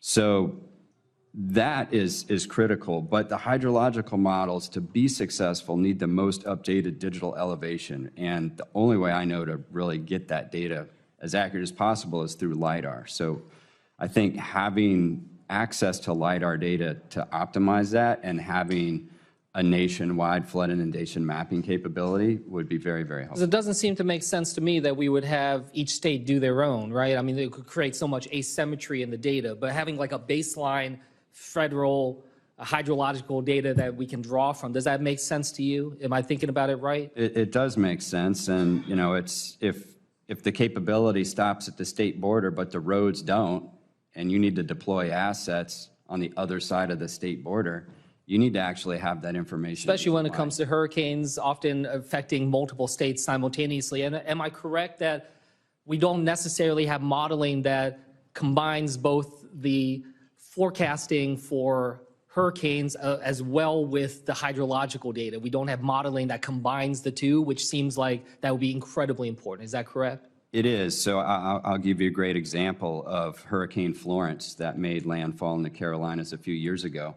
It put down almost 36 inches of rain, but it also was in one place for almost 3 days. And so you have that storm surge, and the water from the rain can't drain east because the winds are pushing it west. And those two models, the storm surge model and the hydrological models from the rainfall, need to be coupled. Yeah. I want to switch gears here. I'd like to just read a sentence here and get your thoughts on it. It's a quote. Quote, it's extremely likely that human activities, especially emissions of greenhouse gases, are the dominant cause of the observed warming since the mid-20th century. For the warming over the last century, there is no convincing alternative explanation supported by the extent of the observational evidence. I just wanted to get your thoughts if you agree with that statement or not. Well, obviously, there's a lot of natural signals that are mixed in there too, and so in the absence of any natural signals that might dominate that, yes, there's human influence is certainly there. So you see human influence being part of the concern when it comes to climate change, when it comes to extreme weather? Yes, there's influence. Yeah, I think it's important for us to just be able to think that through, because as we're trying to assess predictions and trying to do forecasts, it's important to understand causality. And so we're trying to understand what is causing the warming of ocean temperatures that affect hurricane strength and other aspects of this. So I just want to continue to make sure that we're pushing this forward. We're letting science drive our decision-making in so many ways. So I hope that that is something you can commit to if you're confirmed. Thank you, and I'll yield back. Thank you, Senator Kim. Senator Black. Kim. Thank you, Chairman. Thank you to the five of you. Ms. Deacon, I'd like to start with you. You had a very helpful testimony. You've written a lot of detail here. There's one part that really stood out to me. You were talking about the use of repricing and negotiation vendors. And you talked about this one case where the single claim actual amount paid to the medical provider was around $875,000. However, the total amount paid by the health plan was over $4 million, of which Cigna retained about $2.5 million in administrative and other fees, and multi-plan retained around $677,000 based on its repricing agreement. Can you explain to me and to the American people what is happening here in that example that you talked about? Right. In this example, a member goes to seek claim. In this case, it was a particularly high-cost claim. And the claim was submitted by the provider to the insurance company, in this case, Cigna. Cigna engages behind the scenes a third-party vendor to help negotiate the price of that claim down. The way that the incentives are structured, however, behind the scenes, Cigna gets to keep a pretty big chunk of the savings that are generated, as do their third-party vendor. So in this case, a claim was submitted, again, a high-cost claim. It was negotiated down to $875,000. So that's what the provider actually got for providing health care.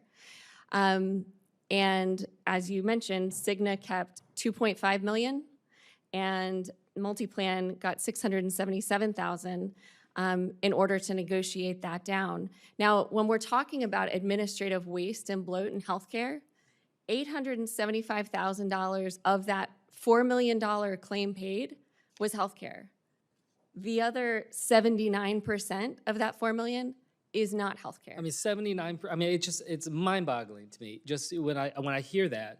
And the question is, what value does that bring? You know, what value is that 79% compared to the cost of what the actual medical provider got for the care that they provided? And I just, it frustrates me so much in terms of how to justify these costs. I see the importance of what you're saying about transparency, because that's a perfect example of that.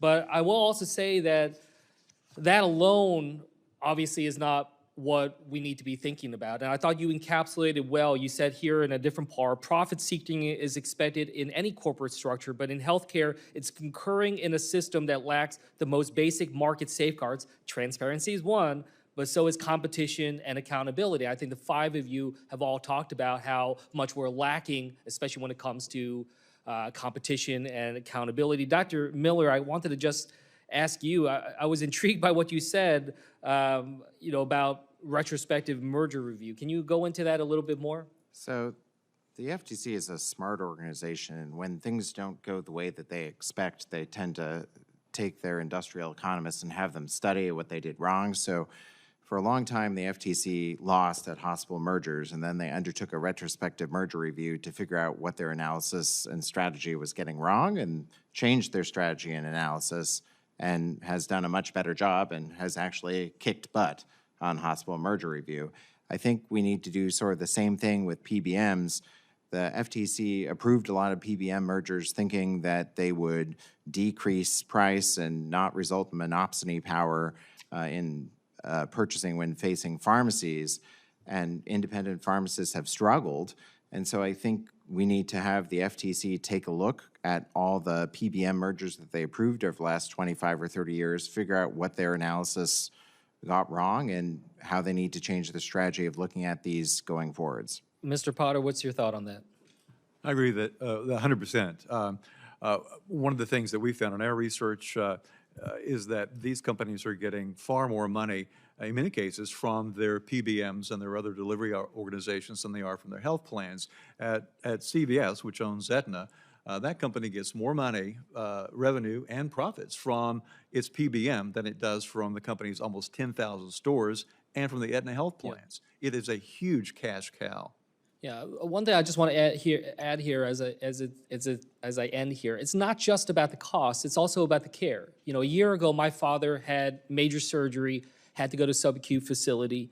We learned at that point that he had signed up for Medicare Advantage, which literally limited the number of days that he could be there at in terms of getting the kind of rehab that he would. They didn't care at all what the doctor said he needed to be able to get back on his feet and be able to proceed. So it just, when we're talking here, it's not just about the costs that people are incurring, it's literally limiting and affecting the quality of the care that people are getting. With that, I'll yield back. Senator Kim. Actually, I just want to build off of what my colleague just talked about here. Mr. Cochran, I mean, you laid out all the different challenges that you've been facing here. What would you think would be the impact of actions like the Faster Labor Contracts Act or the PRO Act to what it is that you're trying to get done? Well, it's obvious that I wouldn't be sitting here today with the testimony I've given a year and a half and not a contract. So it also put like timetables. The company would have to meet certain criteria to move forward, or somebody would help step in and make sure it's done correctly. To be able to add some structure, not trying to dictate the outcome of the contract, but to try to make sure that it's keeping up. Hold people accountable basically on both sides, so. Yeah. Ms. Abruzzo, I wanted to just touch base with you. We had heard earlier from Ms. Gressler that her understanding is that workers are doing well, if not better, in right-to-work states. I mean, you saw my colleague talk about sort of broader questions about income inequality nationwide, but I'd be interested in just hearing your understanding of just sort of state by state, whether or not you agree that with Ms. Gressler's conclusion. I don't agree, and it's been reported repeatedly that when you have union representation that can actually negotiate at the table for improved wages and benefits, that represented workers on average in the same industry, same classifications, make at least 13% more than non-unionized workers in the same industry and same classification. So it's hugely important that workers have a voice at the table and have good negotiators at the table that can bargain on their behalf. And I would say for every, there are high road employers out there that do collectively bargain with unions as their workers' representatives, but they're far and few between, and there's no incentive under the current NLRA actually to bargain in good faith because you're actually at a competitive disadvantage when compared to many, many employers and corporations that refuse to bargain in good faith and abuse the NLRB's processes. Yeah, thanks for that detail. I think one thing that stood out to me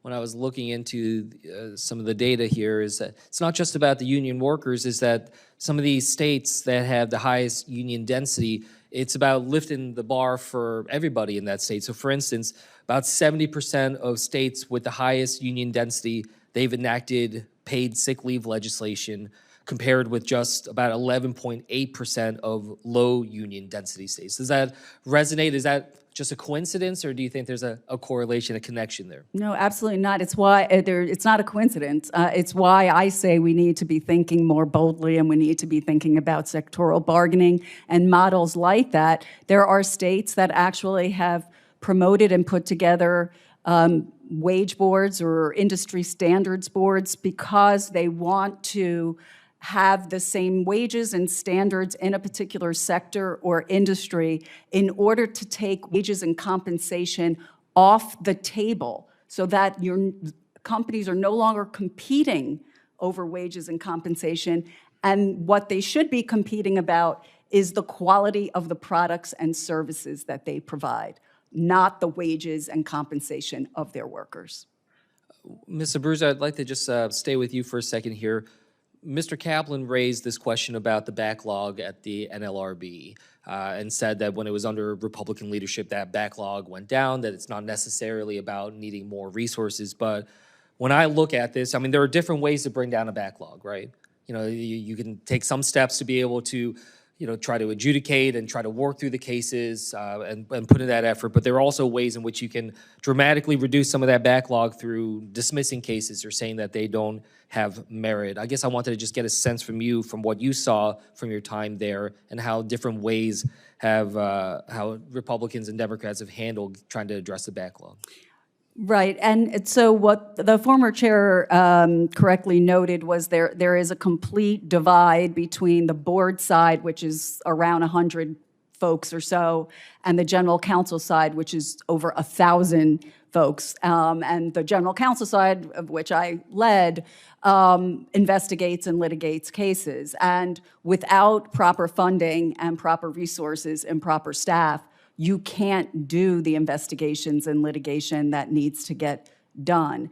And so it is critical, but again, as I said before, it's not enough. And frankly, the NLRA, there's delays inherent in the process because board orders, even if the chair were to institute a speedy round of getting board decisions done, board orders are not self-enforcing. So employers then can go into court and drag the time out in court before any sort of order actually comes down. Yeah, thank you, Chairman. Actually, I'd like to just kind of pick up, I mean, can you go into further detail on what those principal levels regulations that you talked about, maybe Mr. Bailey? Well, I think, again, we're entering into a space where, especially with AI agents, where agents are literally making plans, reasoning and acting autonomously, somewhat more autonomously, and especially when they do that as teams of agents, that confuses a lot of the regulation that we have. And so I think we need principles of where does liability fall there as it relates to the developers of AI, the deployers of AI, and then how does that relate to both users, the human users, and then also these AI agents. I do think, to Senator Cassidy's point, that we already use different types of AI to help catch and enforce cybersecurity.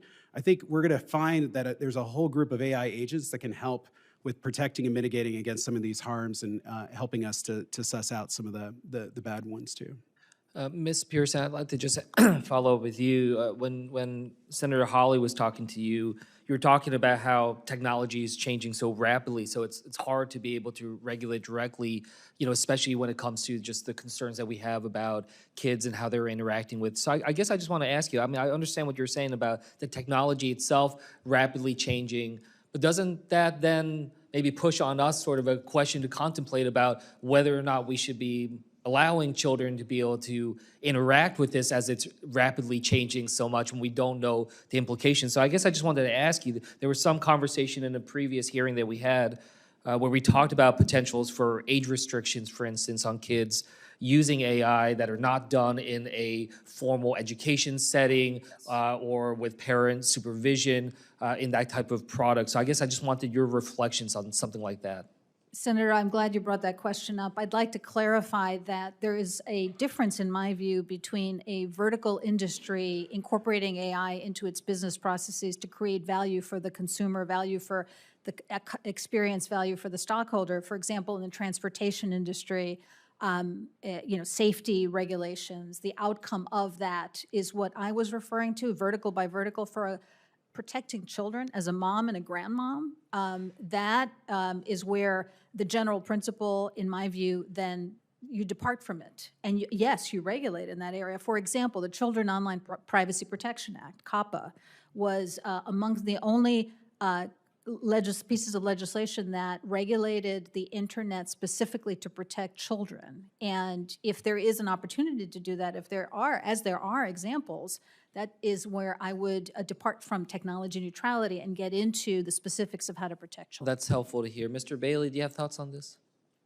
No, I would agree. I think the same. I mean, starting with children's safety, building on what we have right now with FERPA, with COPPA, the Kids Online Safety Act. I mean, we need to think about what are the existing and some of the proposed regulations as a way of helping to protect children. And also empowering parents. I think that's the other thing. Yeah. I think a lot of what I hear from parents is not just fear, but also a little bit of disempowerment, that they can't see how their kids are using these tools. They don't have the parent notifications they have on a number of other tools. And so the more we can empower parents, I think that's an important key in this process. Look, I appreciate that. Mr. Chairman, I appreciate your attention to this issue, and I'm glad that we're having bipartisan discussions about this, in particular when it comes to kids.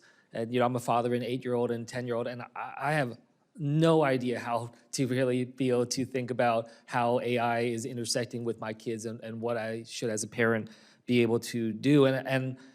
And what I've seen, and I think the country sees this, is that Congress and government has so often failed to be able to have the kind of imagination of understanding how new technology can impact our kids, especially in such a negative way. You know, we failed on social media, we failed so much on privacy, and so often when new industries and new technologies get hardened, it gets so much more difficult to try to reverse engineer and to be able to come up with some type of approach once businesses are already set up in certain directions, they're profiting off of it. So I just think the intensity with which we're talking about it today is indicative of us trying to get ahead of it. And I'm glad that we are, and I think that that's something we should really spend some time on, because the further downstream we get, the more that this technology is hardened, the more that industry is built around it, I think it'll be harder for us to be able to take steps to figure out how to be able to protect our kids. So I just want to say, and then just one thing for the record, I just want to ask for your unanimous consent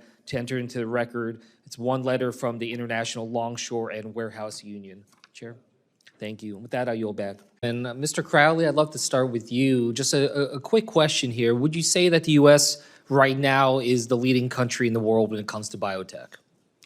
Senator, yes, we are the leading country in the world when it comes to biotechnology, but China is a rising competitive threat and a rising threat in general. So in that case, so right now you can say definitively we are in the lead leading today. country. What about in 10 to 20 years from now? Can you make that same definitive statement? No, not at all. In fact, it's a lot sooner than that. If you look at the National Security Commission report on emerging biotechnology, they have 49 recommendations to strengthen, maintain, and advance our lead in biotechnology. But we need to act boldly, and we need to act today. We believe within 2 to 3 years we can lose this. To give you some perspective, 10 years ago, about 2% of the innovative medicines being developed in the world came from China. A decade later now, it's about 25%. Mr. Schiller, I mean, what we just heard from Mr. Crowley saying, even within 2 to 3 years that we could be losing our competitive edge here. I really think that the key here is not just what are the steps that are going to move us forward, but for us as a committee and as a country to embrace the urgency of this moment. I guess I want to ask you, are we operating with the level of urgency as a nation, as a government, as an industry that we should be at this point? Senator, thank you. I don't think we are. And I think there's more we can be doing to try to ensure that the regulatory system, the ecosystem, allows for faster trials getting off the ground in the United States so that less of that research is moving out to other countries. Mr. Macauer, you talked about, Dr. Macauer, you talked about this in terms of the challenges that we're facing, whether it's about reviewers and turnover on that front, or just resources writ large. I guess I want to ask you in terms of the FDA, does the FDA have the resources and the staffing needed right now to be able to meet this urgency that we've been talking about in terms of our global lead on biotech? Thank you for the question, Senator. We could do much better. We absolutely should be refilling vacancies one-to-one. We absolutely need to deploy the latest technologies in reviews. Most importantly, to be competitive, we need to reinforce and deeply invest in our U.S. scientific and clinical infrastructure. That science has propelled innovation in this country, and it's absolutely important. We also need to support intellectual property and stand behind our U.S. innovations and fight infringing entities who are coming mostly from China that are utilizing our intellectual property to create their businesses. So these are the types of things we can do to support our competitiveness in this effort. No, and I think we absolutely need to be taking that on. But when it comes to the FDA, I will say, when I hear what you're saying when you're saying we need to backfill one for one, based off of what's happened. But I also just want to make sure, like, we're not just trying to tread water here. Right. You know, we're really trying to figure out how we can move forward. Like everyone here, I feel like none of you would say that we're on the trajectory that we need to be in terms and the urgency that we need to be on. So I just urge this committee to, yes, we can think of some steps and we can ask this question, are we on the right path? And backfilling one-to-one, that can be part of it. But it's not just about are we on the right path, it's are we with the right velocity that we're trying to be moving forward on. And, you know, Mr. Schiller, just wanted to go back to you. I mean, one thing that could really unlock some of this velocity is about AI and utilizing that to be able to supercharge our research. What regulatory or statutory changes do you think are necessary to encourage the innovative use of AI? Some of the most exciting uses of AI in drug development involve reducing the time, the expense of drug discovery and getting compounds into clinical trials. And if we can find ways to move from that process into first-in-human studies more efficiently and move from computer trials to human trials, that would help substantially. And then leveraging AI as a tool within our clinical trial infrastructure, I think there's much more that we can be doing where AI can help with decentralized and community-based trials, helping with trial recruitment. The more those tools are leveraged, the more competitive our system becomes. Thank you. I really just want to hit home here as I conclude, that the one word here for me is about urgency. And I don't want to think about it just in terms of the urgency for economic gain or the urgency for geostrategic leadership. I thought, Mr. Crowley, your opening of your testimony, it was about the urgency of a dad, an urgency of a parent.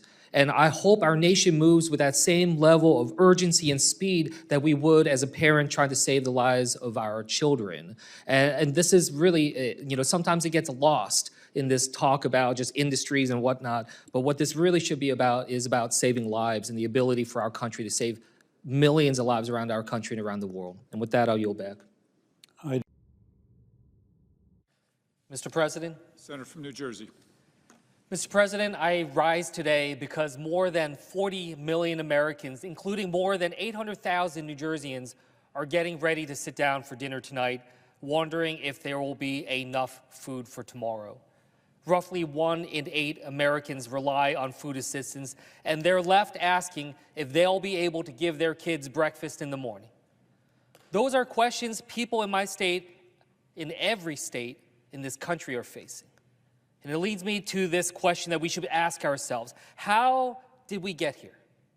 How did we get to this place where things are so broken that American families are having to ration meals to survive? We are the richest, most powerful country in the entire world. Yet people, so many millions of families, have to ask this question of whether or not they will have enough to eat. Now let's start with President Trump. He's not just absent from any effort to end this shutdown, he's actively weaponizing people's hunger. Last week, 2 federal judges in Massachusetts and Rhode Island ruled that the administration must use contingency funds or transfer authorities to continue SNAP benefits. Both courts found that it's unlawful for President Trump to hold up the money and benefits, and found that emergency funds must be used to keep Americans fed during this shutdown. Now, yesterday, his administration told federal judge that they would use a contingency fund to pay half of SNAP benefits. But today, Trump made it clear he would defy the court order and won't pay anything unless Democrats stop our attempt to lower health care costs. And then the White House came out hours later to try to do some cleaning up, saying that they would comply. I don't know what to believe. No one in America knows what to believe. How can Americans that are hungry plan their next meal with this level of uncertainty coming from the White House? That's not leadership. Now, we know this president has the authority to make this pain stop. Now, during his first term, his own administration issued guidance saying these contingency funds are available if SNAP funds lapse due to a government shutdown. Now, during this second term, the pre-shutdown documents confirming the USDA would be able to continue funding SNAP have vanished. They're just gone, removed from the website. So, we know the authorities exist. We know the money exists. What we don't know is the willingness of Donald Trump to put American families ahead of himself. We have billions to send to Argentina, hundreds of millions for a new gold-plated ballroom, but money to keep food on the table of millions of families. Donald Trump doesn't think that's a priority. Well, of course, he's wrong. And that is one way that we arrive at this moment. The second reason why families are having to question where their next meal is coming from is found across the Capitol, where Speaker Johnson, just on the other side of this hallway, hasn't brought the House into session in more than 45 days. What would happen to the American people? What would happen to your jobs if you didn't show up for 45 days? Now, this is not just an abdication of responsibility, it is a dereliction of duty, and people will suffer because of it. There is real harm. It is not theoretical. So for these 42 million Americans, they're not asking for the moon. They're just asking for a little help to be able to feed their kids, to be able to feed their families in a time of need, to be able to just be able to provide and live a life of dignity and decency. Now, this is something that our government should do. What is the value of government if we cannot help people, our fellow citizens, in their time of need? It is at the core of what we do. And at a time like this, I find myself thinking back to Mr. Rogers' quote, always look for the helpers. We all know that line. And as I look around, I ask, well, where are the helpers? I look at the White House. I see corruption. I see cruelty. I look at the House of Representatives that has been on for nearly a 7-week vacation, getting paid while many government employees are showing up to work and not getting paid, worried about whether or not they're going to be able to pay the bills. While President Trump and House Republicans fail them, I see in my own home state of New Jersey people stepping up to be the helpers. I see people back home who have taken it upon themselves to do what the White House and the congressional Republicans have prevented us from doing. People like Mary from Medford, who as a teacher is personally doing check-ins with her students to make sure their families have resources as New Jersey heads into winter, while also organizing a Thanksgiving drive for her with her friends and family to collect winter items and food to donate to Camden.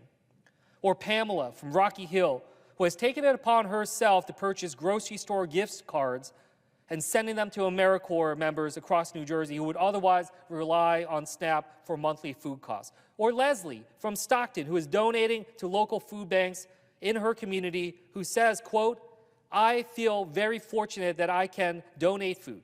No one in this country should lack a roof over their head, heat in their home, medical care, or nutritious food. I wish those words were coming out of the President of the United States. I wish those values were shared by the leaders in the House of Representatives that are not even showing up. And these are just snapshots of hundreds of stories we have received from New Jerseyans who have stepped up in their own communities by increasing donations to food banks, giving away their free turkeys from the grocery stores, volunteering more at local pantries across the state. The list goes on and on. Well, I want to close here by highlighting the last part of Mr. Rogers' famous quote. We all know, look for the helpers. What is not as commonly thought of is the sentences that follow. He says, look for the helpers, because if you look for the helpers, you'll know that there's hope. Mr. President, as my office continues to receive stories from all over my state, I'm just so proud to represent these 9 million Americans who left, right, or center, old and young, are currently stepping up. They are the helpers who give me hope. I urge my colleagues to listen to those back home in their states, those here on the floor telling stories from back home. We cannot allow Americans to go hungry. We cannot allow these games to go on with people's lives. We must become the helpers for those we represent. That is the true meaning of the job that we do here. While we carry the title of senators, ultimately what the people ask of us are to be the helpers that they can look to be able to help them in their time of need.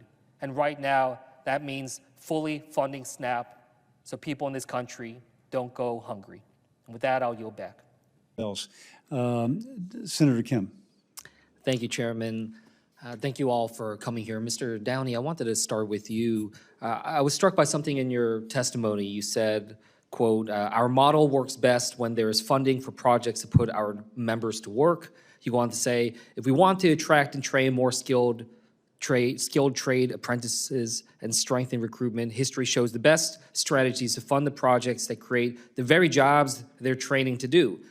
This is why we don't overtrain. And what I take away from that, and I think this is an important nuance, is the importance of that calibration, right? That sense of making sure that the pipeline is there so that you can ensure that there's a job ready for them afterwards. Is that right?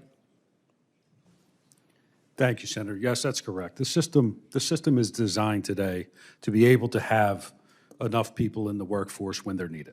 And then when they're not needed, we're not bringing new apprentices in, and they're not working. And your work there needs to be in terms of calibrated. You're assessing what are the needs that are out there and trying to understand and trying to meet where the number of jobs need to land to be able to meet those needs, right? That's correct. And we don't just do it with our signatory employers. We do it with all stakeholders. We get the input directly from the owner-client community as well. I think what I really take away here is not just in terms of, yes, we need to do more to be able to increase that demand, efforts like what we did with the bipartisan infrastructure law, but you also talk about uncertainty.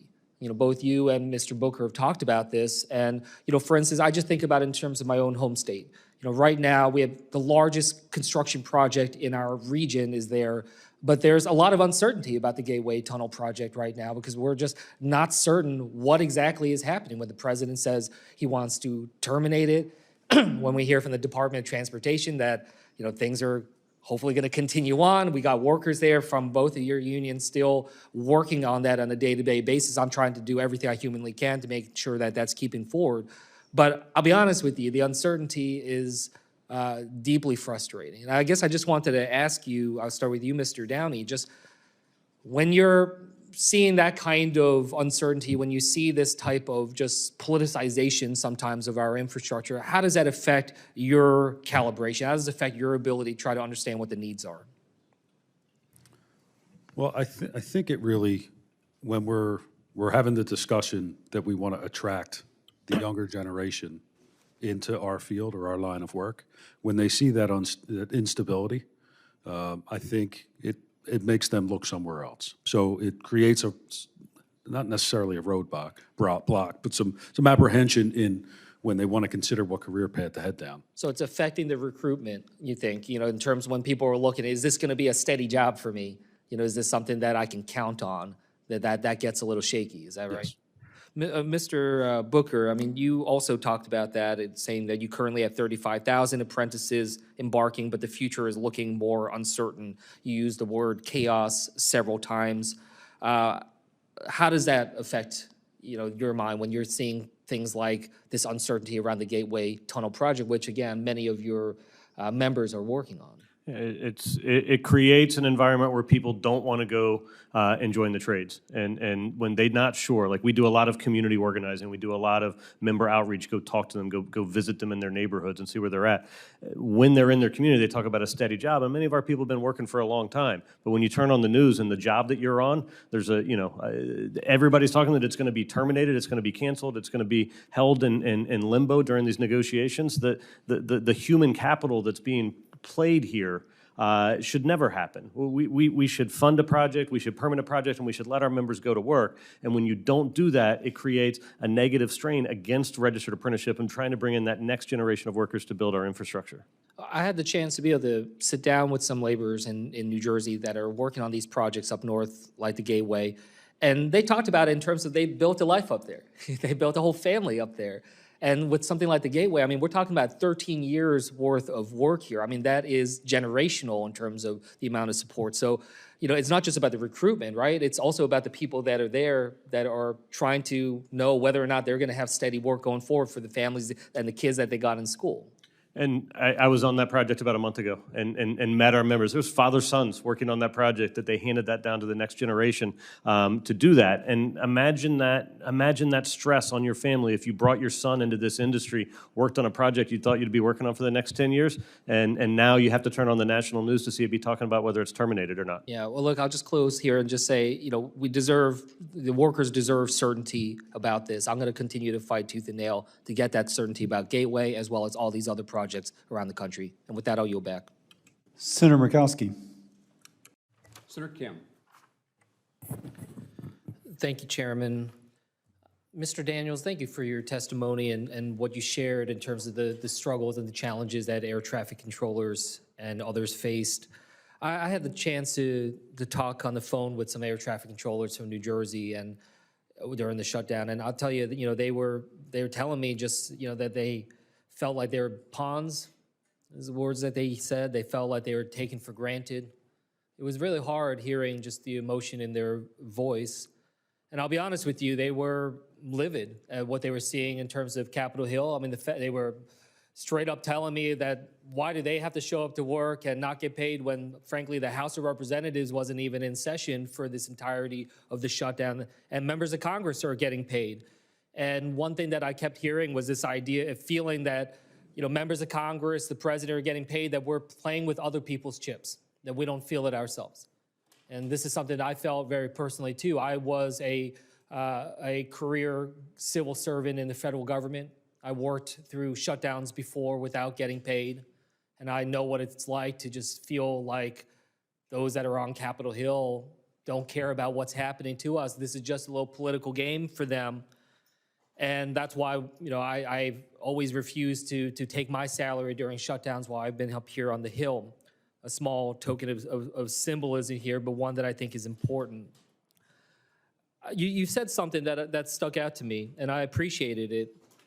You said no American should work without a paycheck, right, in your testimony? Yes, sir, I did. Yeah. So, look, I certainly agree with the others in this room that we should make sure that our air traffic controllers are continuing to get paid no matter what the circumstances are. But can I take from that comment of yours that you would support legislation that would ensure that all government employees can continue to get their paycheck regardless of the circumstances? Thank you, Senator, for the question. Absolutely. Air traffic controllers and all federal employees deserve to be paid. I think that's really important as we're talking this through. And certainly I understand the strains that air traffic controllers are facing. When I was an officer at the State Department, I know I had colleagues working in harm's way in Afghanistan and elsewhere that were not getting their paychecks. And it's just about duty. I mean, like, no one would tolerate a private company forcing workers to show up for work and saying, you'll get your paycheck maybe some other time. And I think that that's something that I just hope we can keep in mind here. Mr. Daniels, you also talked about how there's been a call for a long time for increased controller staffing. This is something I just hear year after year, I mean, and the challenges that we continue to face. And the shutdown certainly exposes that fragility, but we saw in New Jersey as well that some of the problems that we had with the radar scopes and other things earlier this year were causing challenges when it came to staffing because of just the difficulty and the strain that people were in, whether at the Philly TradeCon or elsewhere. So I guess I just wanted to just hear from you, how do we try to build up and close that delta that you were talking about in terms of the staffing shortages? I know there are a number of ideas that have been out there, but can you really try to help us kind of articulate for the American people, what are the things that we need to do to stop kicking the can down the road and actually be able to take steps to be able to build up the kind of resilience that we need when it comes to our air traffic controllers? I appreciate the question, Senator Kim, and for the support of air traffic controllers and the modernization of air traffic. But when it specifically comes to the training of air traffic controllers, we often look for some quick fix when the real solution and the real answer is a long-term commitment to the hiring and training of the next generation of air traffic controllers. And we're absolutely not taking a side in this. We absolutely thank Senator Duckworth, the leadership of this committee, for ensuring that that language prevails and that that's what the standard is held today, is that long-term commitment and not trying to find another way around it. But it's also going to come from ensuring that we have the training tools and resources, which is also, again, in the FAA reauthorization bill, of the different simulators that reduces training time by up to 27% for our facilities. So it's having that investment, the money's there, now we actually have to be able to use it, and the government shutdown absolutely installed that, but now we can get back on track. Yeah, though, I mean, look, one thing I keep hearing over and over again in terms of the challenges of recruitment is about instability. And like I said, you know, I've experienced this firsthand when I was a civil servant. I was working there at the State Department, the Pentagon, during the 2013 sequestration fight, you know, watching how the Republicans at that time were pushing these budget cuts and how that had years worth of ramifications. So I just share that. Mrs. Spickler, I don't have time to be able to ask a question, but I just wanted to say thank you for coming and sharing your story. It is a story, unfortunately, that I heard echoes of exactly the same across New Jersey. I will promise you I will keep fighting for you, your family, for all of these families. Even though, you know, the shutdown's over, we know that the struggles that you and others are facing continue. So we're going to continue to get to work there. Thank you, and with that, I'll yield back. Thank you. Senator Kim. Thank you, Chairman. Admiral, thank you for coming before us, and thank you for your service to our country. I wanted to just get a little more clarity from you in terms of the protocols when it comes to interceptions of drug smuggling boats. So if you don't mind, can you walk me through, just as a Coast Guard is approaching a drug smuggling boat, what are the next steps that happen in terms of their protocol? Thank you for the question, Senator. So typically, the Coast Guard is performing our drug interdiction mission as a maritime law enforcement, under our Maritime Law Enforcement Authority on the high seas, and whether that's in the Eastern Pacific or the Caribbean or other locations, but principally in those areas. We normally receive information that could be from surveillance aircraft or other means that there is a suspected drug smuggling boat that is headed north, and then we will interdict that boat. Sometimes we use an armed helicopter to disable the boat, and then we will go aboard, seize the boat, and typically take a representative or take the samples, the cocaine that's on the boat if we can recover it. We'll destroy the boat as a hazard to navigation, and then we'll take the detainees who are operating the boat, and we'll process them, and then we'll take them to wherever they're going to go. So arrest and then seek to prosecute. You said an armed helicopter. Is there a protocol for the Coast Guard to fire upon a ship with lethal force if unprovoked? Our normal use of the Helicopter Interdiction Tactical Squadron, which are the helicopters, very specialized crews that do this work, and they are trained and they're effective at disabling the engines. The time they would use lethal force is if they were fired upon from the drug smuggling boat under our mode of operating as a law enforcement agency. But without being provoked, does the Coast Guard have legal authority to destroy a boat or to kill the crew with lethal force if there has not been a provocation?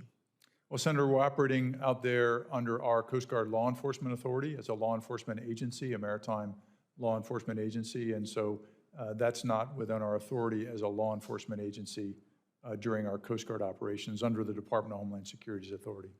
In your tenure so far leading up to Coast Guard, has anyone from the Trump administration asked you if the Coast Guard is able to take action that would be against drug smuggling boats in the Caribbean? Under our Coast Guard Law Enforcement Authority, we're continuing our maritime law enforcement operations both in the Caribbean and in the Eastern Pacific. Have they asked you whether or not you're able to use lethal force against these boats unprovoked? No, Senator, I haven't had that discussion about the Coast Guard doing that as a maritime law enforcement agency. Has the Coast Guard been asked to provide resources or assets to the current military buildup in the Caribbean? Well, Senator, the Coast Guard is a proud member at all times of military service and part of the armed forces, the Joint Force, and we regularly provide our forces to operate under combatant commands around the world, including U.S. Cyber Command, Northern Command, Southern Command, Indo-Pacific Command. When they operate in that mode, they operate under the authority of the Secretary of War, the Department of War. And so for any of those military operations, I would refer you to the Department of War. Okay, thank you. In terms of questions that came up earlier about the Indo-Pacific, Senator Wicker and others have asked, I guess I just wanted to ask you, are we doing enough in the Indo-Pacific when it comes to the Coast Guard actions? Thank you, Senator, because the Indo-Pacific for the United States Coast Guard is not just an area somewhere over there. For us, that's the U.S. homeland as well, not only because of the state of Hawaii, but also our 3 U.S. territories in addition in the Pacific. And so that's the homeland. And so we have a responsibility to protect that border in the maritime approaches as well. I had the privilege of serving out in the Oceania District based in Hawaii from 2018 to 2020. And during my time, we added 9 additional cutters, permanently based Coast Guard cutters in the Indo-Pacific because of the importance of our operations there. And with the support of Congress in fiscal year 24, we have 2 additional fast response cutters that will be permanently based out there in Guam. And do you think that that level of resourcing and additions is enough? Well, it continues to move us in the right direction, but I don't know that it is enough, Senator. I think we need more support. In fact, in the President's fiscal year 26 budget request, there's a request for an additional significant investment in operating funds specifically for the Indo-Pacific to increase our operations out there. Well, I hope to be able to work with you on that. I think it's incredibly important to make sure that we're maintaining and building up that capacity. Thank you. Thank you, Admiral. Senator. With that, I'll yield back.